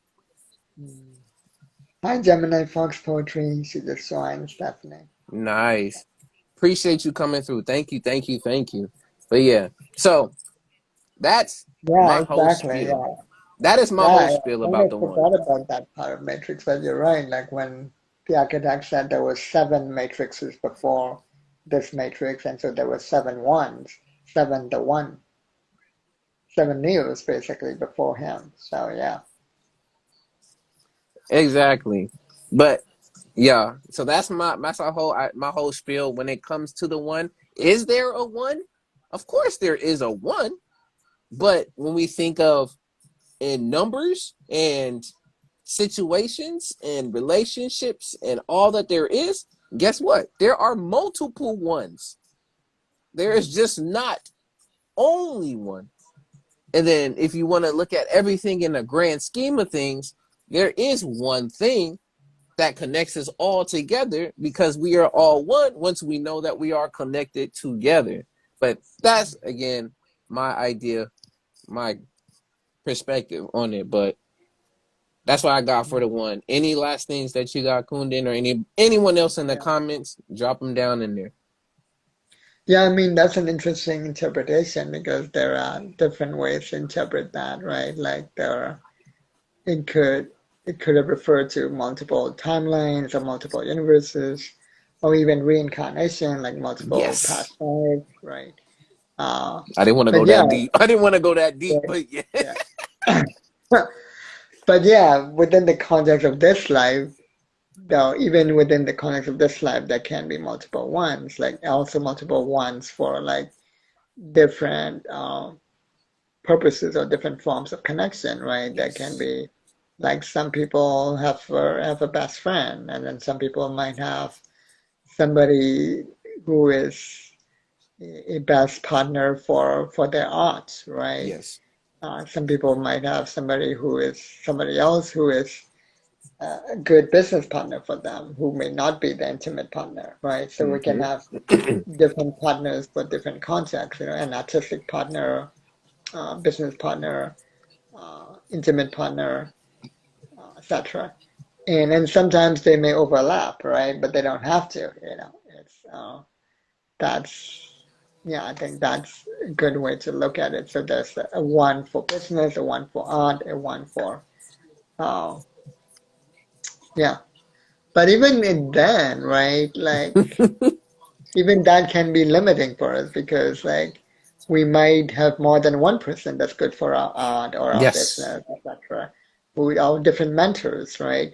Even when it comes to mentorship, like Yeah. there's the myth of the oneness can be very harmful because like I was reading Stacey Abraham's book, Lead from the Outside, and she was saying Mm. when people think about mentors, they imagine like just one mentor for their entire life that gives them the lucky break and that also teaches them everything and they're like and she's like that's not necessarily the case. There may be one mentor who gives you the lucky break, another mentor who teaches you long term, another mentor who is more of a situational mentor who teaches you for a season, Yeah. uh, so that you can have multiple mentors even in one lifetime. So I feel like in many, even in different contexts beyond the intimacy, the one can be actually more harmful than good, in my opinion. Like, Yes. yeah. Again, y'all, it's all very dependent. It's very situational. And again, however deep you want to go and look into this stuff, how complex or easy and simple you want to make it, you'll find your answer. But Mhm. again, at the end of the day, there is a one, but for me, there is also multiple ones. And all those Mhm. multiple ones add to themselves and become one. Mhm. But with Yeah. that, I want to move to the next topic, of course, before you end up heading out to Kundan and we get to it, because I appreciate everyone that's still in here Mhm. to this live. But we're going to go ahead, bouncing off from the one, and now we're going to talk about addressing the Disney fairy tale narratives. If you don't know what a narrative, it's also a story as well as a perspective. But Mhm. the reason why I also brought up and I want to talk about addressing the Disney fairy tale narratives is because if y'all don't catch it, I'm going to keep saying it. These topics pair together for a particular reason. And in some of these Disney fairy tales, they help to promote and program this idea when it comes to romance of finding that one. And I want to talk about again not only the pros and cons, but I want to go through some of the movies and show you examples of where we see this idea of the one. If you've seen the movie, hopefully you have. If you haven't, well, you're gonna get spoiled again. We'll have multiple spoils in here, but these movies have been out for years on years. Yeah. I don't care if you are you're the generation that was in the 2000s and born right now, or you're just 12 or wherever you are. You know these names of these movies. Your parents or somebody has done brought them up. But we're gonna go through these movies, look at these whole ideas of the one, and actually break down and figure out, okay, then why is this concept of the one here, or this idea of love and things of that sort, since this is the talk of the whole show. Yeah, and for context, I'm sure when we say Disney narrative, we're talking about the classic Disney movies rather than the recent ones Classic Disney in movies, y'all. because in recent years Disney has been improving a little bit with recent movies like Encanto and uh, Turning Red and Right. Raya and all of that. But the classic ones Soul. are just total total Woo. TRASH. Yeah. Yeah. Yeah. If y'all don't know, in Spanish, that's basura. It's basura. But Yeah. all right. So when thinking of addressing this Disney fairy tale narratives, we're gonna go through each movie I'm talking about, and we'll speak either briefly or have thoughts back on it. But the whole idea behind addressing these Disney tale narratives is, again, for y'all to figure out, okay, what was truly the message that they were trying to send with this movie. It's not just only entertainment, y'all. Movies also give some parts of some propaganda or some education. You just got to be willing to listen, not just only laugh, but also learn. So the first one, I was going down the list because I was looking at all the Disney movies and I was trying to remember where all of them is. I'm like, I'm not gonna get to all of these, but I want to at least name some. So one of the main ones where I think people, at least women in particular, this whole, the romancing of things, get this, this man or this prince or someone's coming to take them on a chariot and take them away, and they're gonna go and find and look for them because you're the fit. That's Cinderella. Mm. Now, And there's so many remakes of Cinderella, which goes to so show how many. popular it is. Oh my goodness, Yeah. so many. There's one now that it shows Cinderella as being an independent woman in some any way, shape, or form. Like I have to check Right. in and Yeah. see that. I That's have on to see. Amazon Prime. Yeah. But we're looking at the classics, like Kundan said. We're looking at the classics. So in Cinderella, y'all know. If you don't know, again, Cinderella living under a house, multiple women, her god, whatever, her mother, whoever that is there. She's seen is the poor, you know, woman, quote And unquote, she's working. singing to the birds and stuff. Yeah. It's all these different things. And it's blocked from doing what she wants to ultimately end up doing, or just being her own person. And when this idea of the ball comes up and meeting the prince and all these different things happen, she wanted to go, but then she can't go. But then what ends up happening? This whole tale The fairy ensues. godmother. Yeah. Yeah. The fairy godmother comes in, helps with all of that, which makes it think like, again, this is one stop. I would say that whole setup too with the fairy godmother and the mouse and all these other different parts that plays into getting to the ball eventually already Again, she starts to needs a put, savior, right? Yeah. yes, that First, she needs the already. fairy godmother as a savior, and then she needs the prince as a savior. But what it does is that it already sets an unrealistic expectation Mhm. of how romance in a relationship is going to be. It's something magical. It's something that just happens out of nowhere, and that it makes you feel Mhm. good. And that if you're not able to reach that magic again, it's it's so hard to keep that spark in a particular relationship, because that was a once in a lifetime thing. And I will say this, looking at the original cover, some of the titles on there on the sides of it says Bippity Boppity Boo. It's fun. It's magic. Even some of the titles already starting off that way. So, Mm. side note, moving on, Fairy Godmother helps her out, gets this dress. It says no thick princess.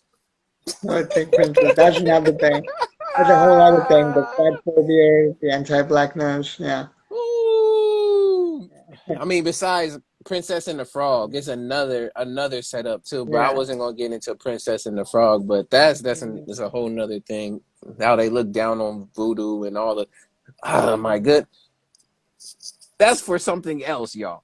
But going back to Cinderella, makes her way to the ball, outshines All the different folks, all of the women is trying to go for it. Drops a glass shoe because again, all of that stuff that was made, again, it was magic, which in a sense too, if you really look deep into that, it I The don't know why glass now. thing shows like even magic has its limits because apparently it only lasts until midnight. Seems a bit arbitrary, but okay. Yeah, you want to know why? What it also made me think about too in this Yeah. particular case, Hmm. it made me think about how people can create a character of themselves, quote unquote. They can doll themselves up, they can put on, you know, suit, all these other different things, and they mask the real them and the real persons. Oh, it can be a metaphor for that, yeah, for the mask, because the mask cannot last long. It stops at midnight, a metaphorical midnight. So Yeah. you don't ultimately really know that person, especially again for some women putting on so much makeup, or for men that's Hmm. literally talking about all the money and cars that they have, and Hmm. ultimately they only rent it or doing stuff to kind of just flex to get to Hmm. attract women that particular way. But again, it doesn't last that long. But ultimately, after that happens, Prince goes and looks, finds Cinderella, puts on the shoe, and then boom, becomes happily married, happily ever after of a type of ending.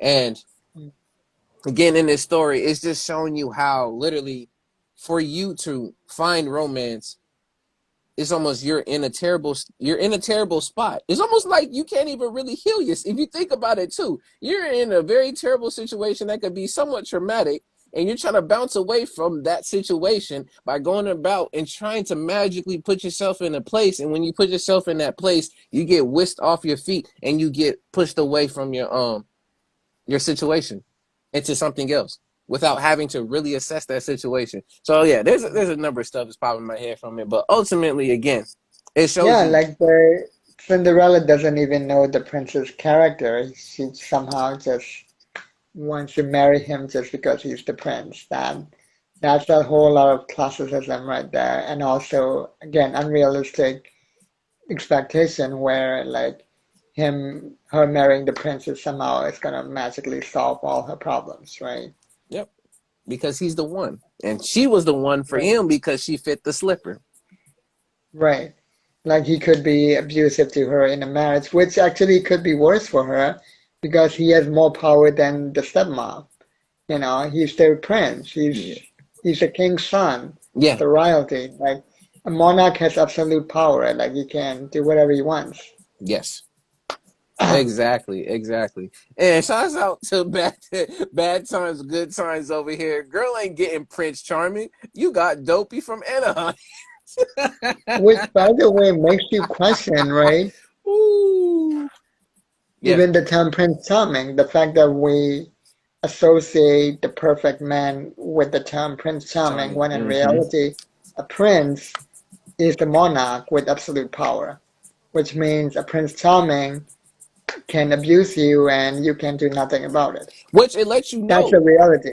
which Yeah. lets you know what attracts women is that you have to have some sense Mm, of power, some sense of notoriety. mm, And again, exactly. and these are all underlining things that if you're not connecting these things, you won't see that. Because then it'll go back also to nature. And the reason That's the why, way they've been programmed into, yeah. yeah, and that's where the programming comes to. Because it also, what happens is these artificial, I'll Hmm. just say, these artificial connections pair to, again, the parts in your brain, again, the amygdala and all those other, what we would call Hmm. primitive dealings within our body, and it finds a way to again connect and evolve into what we see as it now. So what I'm saying from that is the reason why women look for men in particular that has some type of notoriety, there's a lot of women around them and they have power, is because that shows that they have what strength that they can protect and they can provide.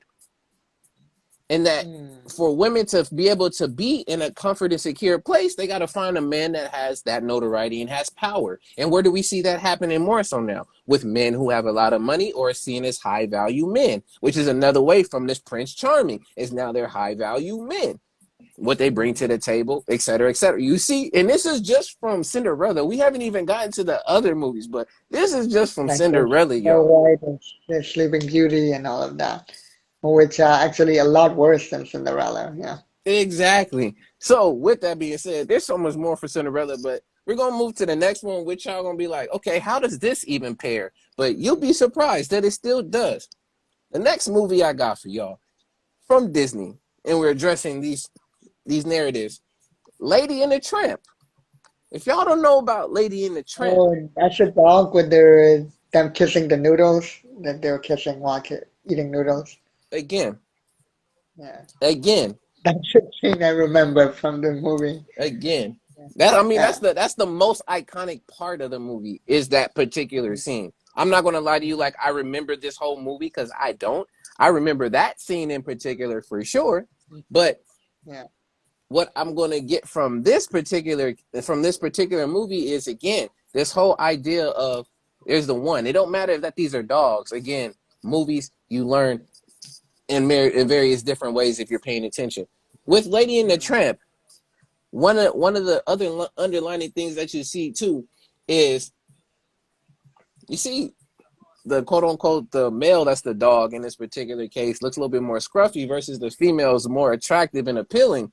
So it already shows you in that particular case again not only what the instincts of a dog, but it's so many underlying human psychology that goes into this that's just so interesting to just talk about. But it just shows what men really do look for too is for things to be very appealing. I think that's just on the board for a lot of animals in general. We can look back at the peacocks and how literally having the feathers being all these different types of mating rituals and things of that sort for them to attract their mate. But in Lady and the Tramp in particular is again a story of literally one of the dogs being just like a stray going any and everywhere that they want to, and the other dog coming being at a high pedigree and being of something, not gonna say royalty, but of something. When you think of high pedigree, that's something of a very high high amount. Right. That's why you have the Lady and The the male Tramp. dog is the tramp, right? Yes, and he's the tramp, which is funny when we think of the word tramp, because if you think of a tramp, it also is a very derogatory name for you speaking of course, like a woman or a different other person. But basically, in this whole setup, and I'm gonna look at one of the lines that is on here, and it says, "And now his happiness, now his happiest motion picture." So I know you're like, okay, what does that have to do with anything? But it's also showing that when someone finds you at their lowest, when they at their highest, and they bring you there together, they're already automatically paired to be in your mind. Again, not only the savior, but also that person that has to be the one for you. Because it's like, I'm here at my lowest, and this person is still loving me while I'm still here at my lowest. That has to be that person, the dog or whatever for me. And then boom, boom, boom, happily ever after. Now, pair this to humans and how I've seen, at least on social media with women nowadays, as well as men nowadays, speaking the same rhetoric.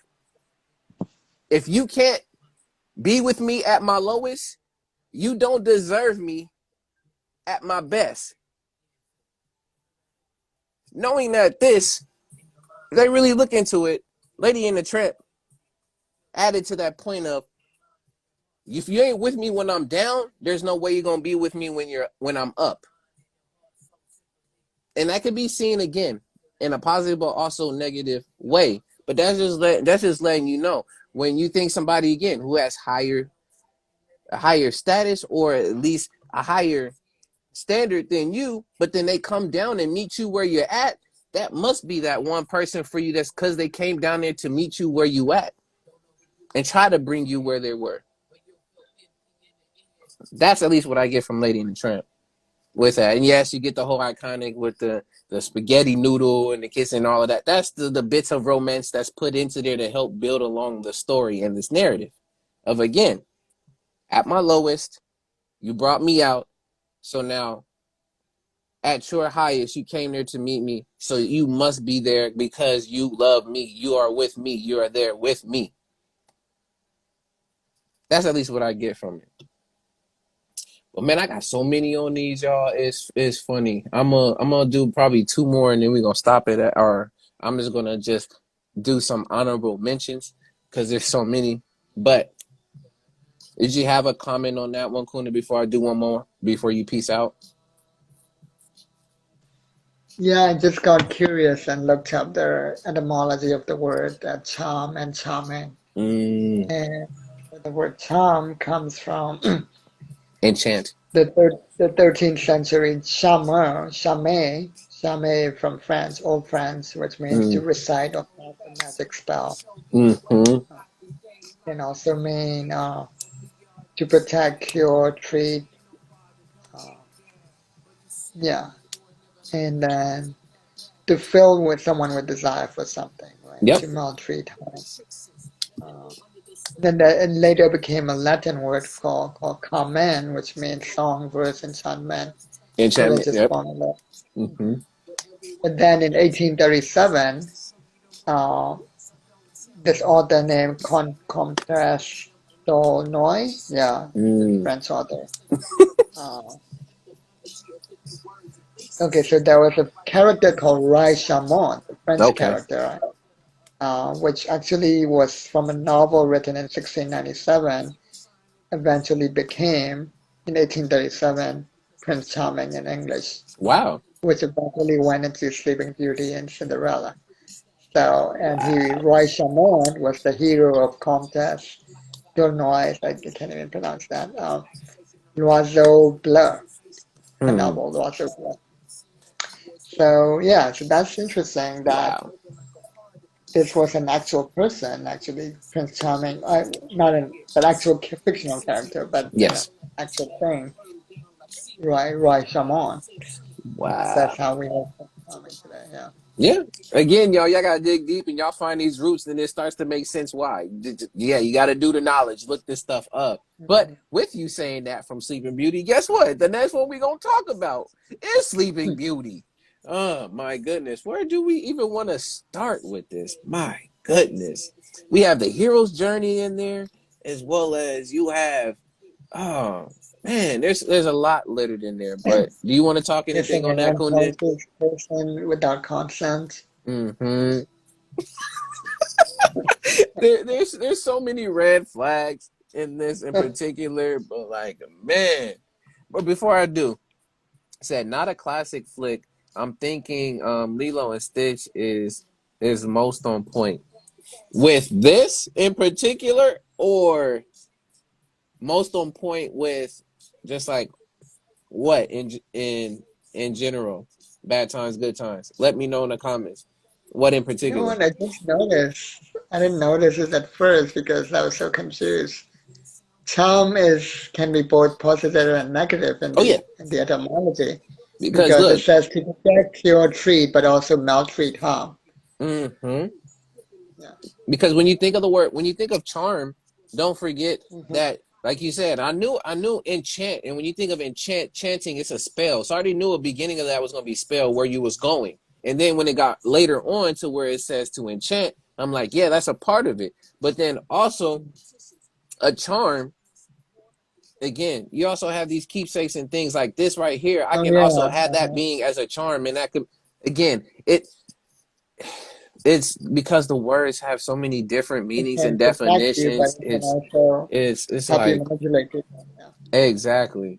But let's do the Sleeping Beauty, and then I'm gonna make honorable mentions to these other ones. I know one of them I'm gonna bring up, and then I know you gotta go, Kundan, but I appreciate you being in here. Sleeping Beauty in particular. First part of this. Again, you have a prince and princess. Again, there's a prince and a princess, a whole setup that's in here. Two, you have again the road on this journey to find again a regular or your happily ever after. If you start to see that, that's what happens in a lot of these Disney movies. It's always a happily ever after. Besides the more recent ones, some of them have been a little bit more realistic. But we're talking about the classics right now.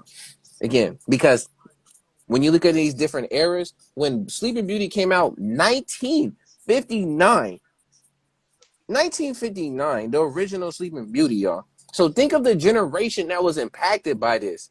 And the narratives that were put into these fairy tales that then translated down to the generations where we're at now. It's had such a huge impact. So Here with Sleeping Beauty, again, you have the prince and princess concept. You have the hero's journey. Like you said, the whole idea of no consent, because Sleeping Beauty, what was asleep? She was a Sleeping Beauty. If she wasn't a sleeping ugly or any other thing, again, the whole idea too of a appealing aspect of stuff. Beauty standard, you might can see that too. Now you have to look this particular beauty standard for you to attract a man or attract whoever you want to end up attracting. Also, the whole dopey, sleepy, all those other different things too. Those are concepts on either the seven virtues or the seven deadly sins. If you're talking about that in religious type of aspect in text, I know there's different parts in the movie that can touch on that. I don't remember it fully, y'all. I'm not gonna cap. I have one on, but I'm not going to cap. But also on that particular journey to get to Sleeping Beauty, and Sleeping Beauty being the prize at this end of the day, the concept of the idea of, I don't know if y'all have heard it, I've heard it a number of times, of who is the prize in the relationship. Is it the woman that's the prize, or is it the man that's the prize? And in this particular Right. case, Sleeping Beauty definitely throws on the fact that women were the It's also prize at the very end. revealing that this person who is literally sleeping, actually unconscious for years, that this other person, the prince, doesn't even know. This prince is hacking through the forest and fighting monsters to get to this prize. But this person, he doesn't even know. He doesn't know her character, her patterns of behavior, nothing. And in fact, she's not even alive technically. She's like semi-dead. She's unconscious, and yet she's the prize even when she's sleeping, which is very revealing because basically she's an object Yeah, to be conquered. She is. It doesn't matter that she's not alive. yeah, She's still the prize yeah, because exactly. she's property. Property. Yep. And one of the other, I think it's a Disney movie. I don't quote me on it, but another movie that actually throws this whole idea of the Sleeping Beauty on his head was Shrek. And that's very funny Yes, because Shrek did the very same thing, but literally this is where you got to see that pairing of a relationship build over time. I But love Smack for that. yeah. Yeah. But in this particular case, nah, you get there, surprise, you kiss. Oh, now it's happily ever after that again. And you don't know this person. Like you were saying earlier, the Yeah. behaviors, all of this stuff. And you see what happens when the story is not fully in detail and fleshed out, there's going to be missing pieces there. And some of those missing pieces are very vital for you to get the whole idea. So when you thinking about, okay, it's okay for you to go up and randomly, not going to say just kiss somebody and you think, okay, now that's their prize, but then also, again, having this rhetoric of I'm the prize. So you need to do all of these things. You need to jump over these hoops. You need to slay the dragon, whether if it's a male or a woman, whatever, or all in between, so that you can get my attention, my love, and all of this stuff that happen is you have to do all of that because I'm the prize. So it gets to that idea of putting people up on a high pedestal. The Sleeping Beauty, the standard. This is the standard. And if you don't go through this standard, then that means you're below that. Hmm. I need something of high Yeah. quality. But again, that's Hmm.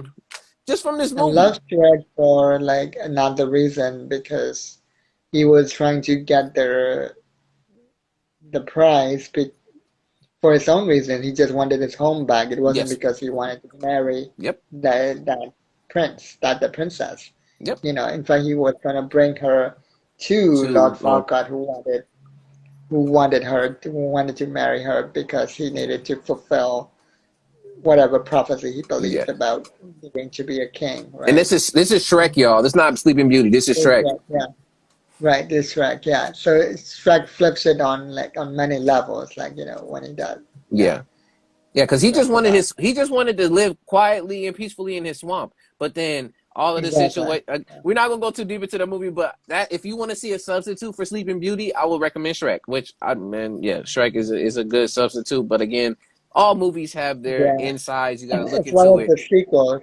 Sequels are So pretty good too. yes. With that Yeah. too, before I let you go, Kundan. The brother in here, Bad Times, Good Times, which I appreciate you so much, also put in here and said about Lilo and Stitch on the part of the big sis struggling to hold the family down, and her man is a regular dude, and low key they're taking of an illegal alien.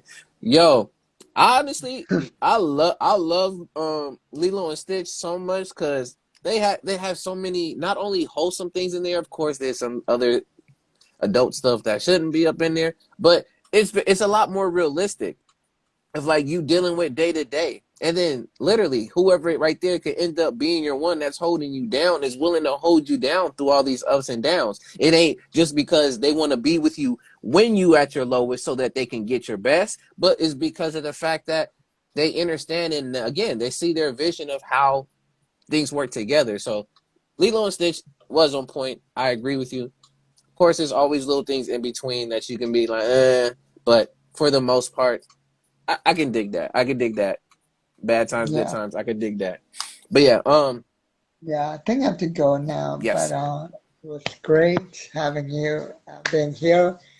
And yeah, so I do have a daily show called the Daily Creative Vulnerability Series at 10:10 a.m. PST every morning, where I show people the creative process in real time. I have an open mic coming up that I'm hosting on my IG Live Sunday morning, 10:10 a.m. as part of the Creative Vulnerability Series. And then I have and that's going to be eventually a weekly series. And then Monday night, upcoming Monday, the 25th, I have a one-time only open mic for a poetry about new beginnings. So if you have a poetry related to new beginnings, bring one. And it's to celebrate our collective Happy New Year's for us Burmese people and the Sikh people, as well as our neighbors, the Thai and the Laos people and the Tamil people.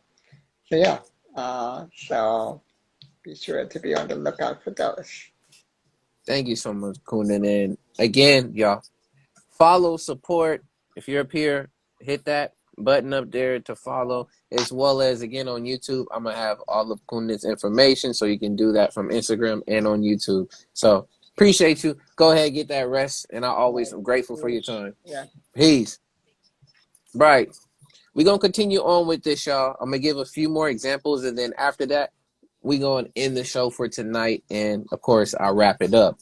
So another one that again I have to give an honorable mention and a short idea from it too. That at least a concept or propaganda, whatever you want to say, from it is Popeye. You'd be like, okay, wait, Popeye was actually a Disney movie? Yeah, Popeye is a Disney movie. Yes, it is. Um, And what you can get from in this particular case again is the whole idea of the manly aspect or the figure of how a man is supposed to be, and how the woman, when in distress, the man has to step up and again show his manliness, eat some spinach, knock some people out. But in that particular case with Popeyes, you popping eyes. Ooh, you see that? Bars. I'm just playing. I've had that before. Um, it doesn't necessarily show you, or what it does is it shows that for you to show that you are providing and protecting. In this particular case, yes, it's more so relationships between heterosexual, cisgender, whatever you want to use with the terms of how if anything happens to a woman in a relationship, the man has to respond with violence um, accordingly. And we already know what ends up happening with a lot of those situations like that happens, especially nowadays. You just can't go around just punching people whenever you want because they said something bad about your girl or the person that you're with. There's going to be some responses and some karma and some consequences to that.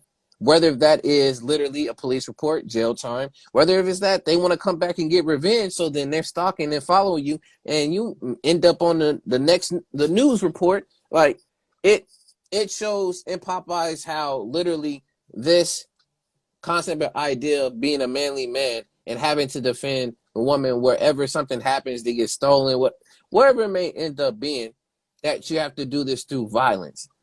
And again, That's just something else to add. Again, this is to the one. It's still all the one concept because it's one. There's not much more I can say with that. But Popeye is another one. Another one I want to just mention, I'm not going to go too deep into it either, is The Little Mermaid. Little Mermaid is another one too. Whole fantasy of all of this stuff. Giving up something to end up getting with the one that you love and that you're going to live happily ever after because you give up what you need to get to that person. That's another one. There's so much more with it, but I'm not going to go further into it. Another one to mention, of course, the biggest one that I wanted to talk about, and you know what? I'm going to talk a little bit more about it because I got to. Beauty and the Beast. Reason why I'm doing this is because this movie, along with the ones I previously did, Cinderella, Sleeping Beauty, Beauty and the Beast, has so many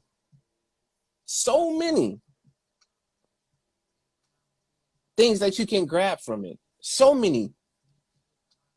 One of the things is talking about the nature of a woman and the nature of a man.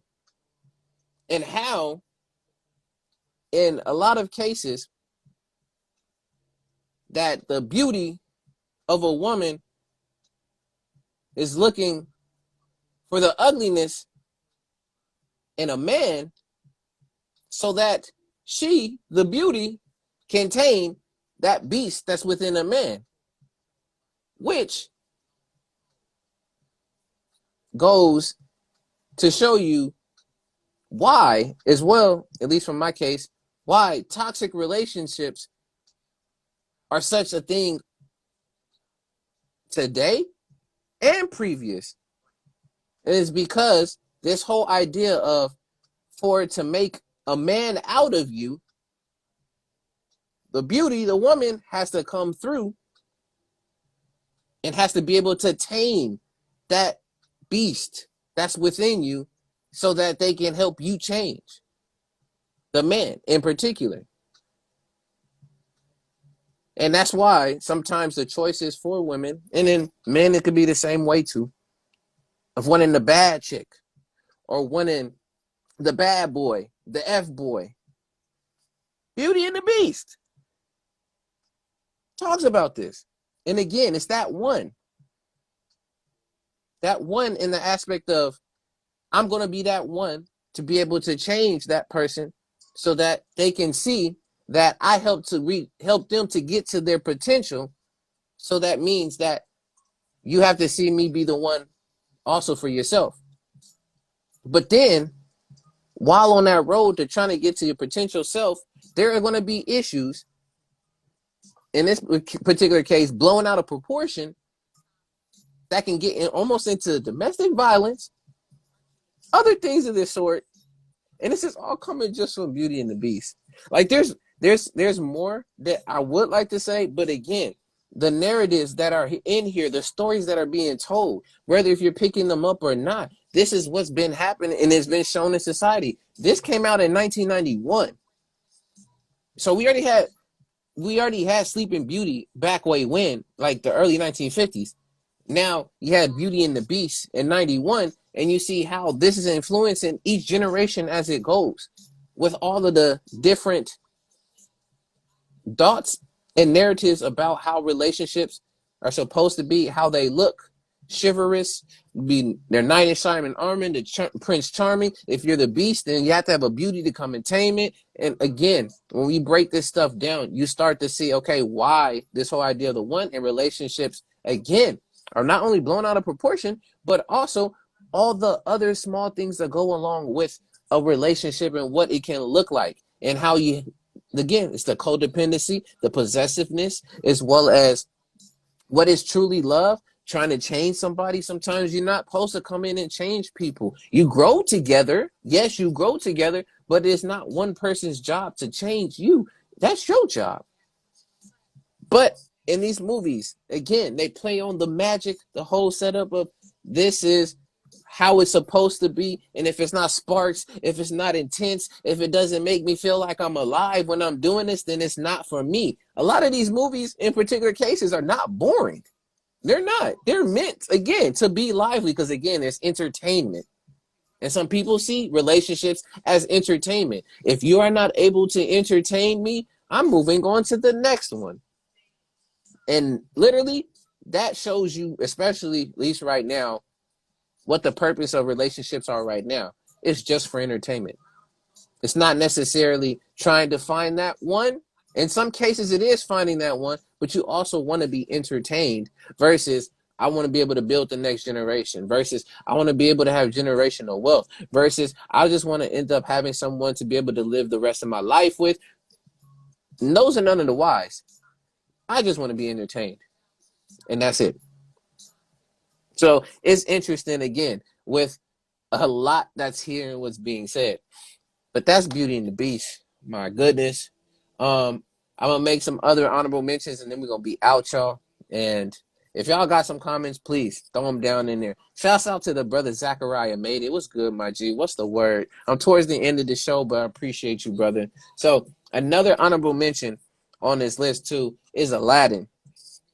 Very similar to Lady and the Tramp in the aspect of from a peasant and the princess finding this peasant. Whole set up there again too. You see that here. And then genie with the wishes, magic. Again, it's a magical relationship. And then I take you on a carpet, fly you away, whisk you off your feet. That's where sweep you off your feet came from. At least me as a kid was literally Aladdin. Sweep you off your feet on a carpet, a magic carpet. We don't know what that can mean. Again, that is symbolism. So look at all the symbolism that's in a lot of this stuff. But that's Aladdin. I'm not going to go more into it. Another honorable mention, Pocahontas. If you really learn about the true story of where Pocahontas is really based off and not this whole setup and this whole idea, there's colonialism in this. You literally find out about how Pocahontas was not the age that you think Pocahontas was. In this movie, it was not a love story. It was a tragic story. But again, you look into this and you'll find more about it. But this one that comes in to end up, saving from being a savage. Again, I'm not going to, man, this whole idea, look at this Disney fairy tales and you figure out what they're really trying to speak to a generation and show in these generations. And you'll wonder why the fabric of relationships, families, and just the fabric of how society is built, some of these movies have had negative consequences and impacts unconsciously to a lot of this stuff. But Pocahontas, it's another one. Another one, because, I saw it. I like it. Hercules. Hercules is another one. Literally, you will lose your divinity for love. You will go to the depths of hell to bring back the one that you love. Knowing the one that loved you also stabbed you in the back. Yo, this is ridiculous. Man, I'm just saying. These movies, you are paying attention. A lot of the stuff, if you are paying attention, it's showing you. In some instances, in this one, what love is and what a man needs to do to get the love of a woman, and what sometimes some type of women that you need to look out for will stab you in the back. Again, I would love to go in depth with all of these movies, but I'm not going to. But Hercules is another one with this whole concept, again, of not only having a fairy tale narrative, but also the narrative of the person. And then last, because there's so many more, but the last one I want to talk about, again, almost off of the idea of the Beauty and the Beast concept, is Tarzan. It's Tarzan. Again, taking a wild man that was born into the jungle, civilizing him, finding love, again, taming that beast within, and that is the one. There's more behind that, but again, it falls into this concept of the one, and what type of narratives is it bringing when it comes to relationships. But yeah,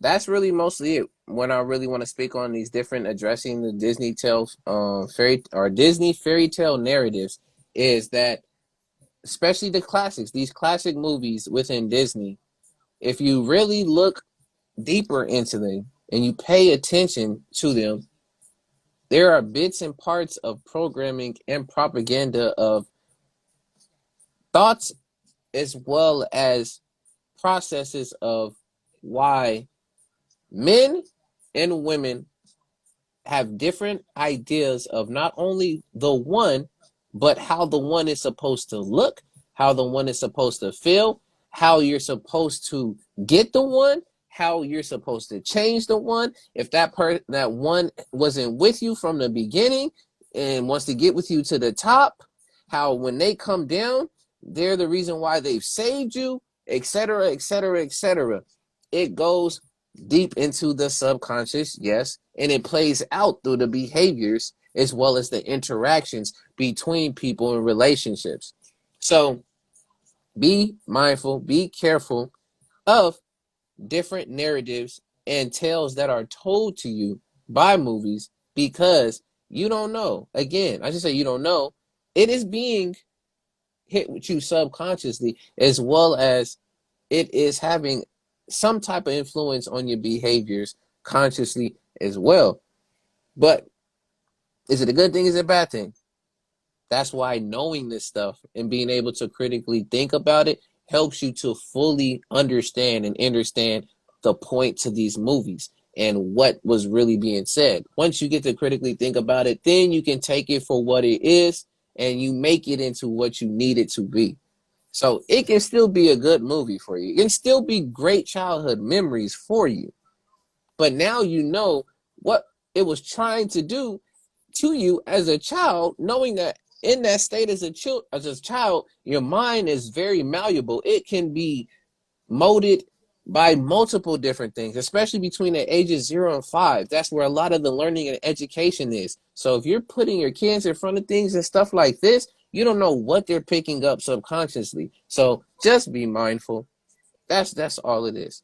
Just be mindful of these different narratives and really understand, are these narratives what you really want, or is it something that's been programmed into you to think that's what you want? Now think about that. But with that, y'all, to wrap up for tonight's episode, when it comes to current events, just be aware of what's happening within the news, whether if it's happening to you on a local or a global situation, because when you properly prepare yourself, then you're able to properly prepare not only you, but the loved ones and all those around you, so then you can be ready to go and challenge the unknown. Second, when it comes to the idea, the concept, the term of the one, which can be also a soulmate, ultimately, it's up to you to point out who the one is to you. But from my perspective, there are multiple ones because there are multiple roles and there are multiple experiences that you will have in life where you think that may be the one, but it's not the one. And from the Matrix, you find out that there's multiple ones, because ultimately everything that connects with everything is one. But for you to be able to get to that, you must know how to connect with one thing first to know that you're ultimately connected to everything, from my perspective. And lastly, when it comes to addressing the Disney tale narratives, be mindful of not only the propaganda, but the true underlining meanings and themes that actually come into play from these movies, because you never know how impactful these movies will be on your thoughts, your actions, behaviors, feelings, and well-rounded being yourself. It can be a great story tale, or it can be a great childhood memories, all of this different stuff. But also, it can make behaviors worse because there are promotions of toxicity. There are promotions of having to tame somebody. There's possessiveness. There's codependency. There's beauty standards, etc., etc., etc., that are also in these movies. So be mindful of how you watch and you pay attention to these fairy tales and movies to know why relationships are the way that they are back then, as well as what they've become now. Peace to you, Black. But with that, y'all, thank y'all for coming through for another episode of What's the Word Wednesdays, Season 3, Episode 7. Again, if you're watching this later on Instagram or YouTube, please follow your boy, subscribe to your boy at A.D.V.I.S. Speaks, because these videos get uploaded there, as well as more content like this will continue to be there on the channel. So please subscribe to your boy at A.D.V.I.S. Speaks. But with that, y'all, thank y'all so much for your time, man. Shouts out to Bad Times, Good Times. Shouts out to Big Sue. Shouts out to everyone that was up in here poetically. Everyone, thank y'all for coming through. Kundan, so much love, respect. Thank you for your time. I value your times, and I take it with great respect and honor. So, see y'all next time for next Wednesday for What's the Word Wednesdays. You'll see the topic, and we'll catch y'all later. Peace, one love, and we're out.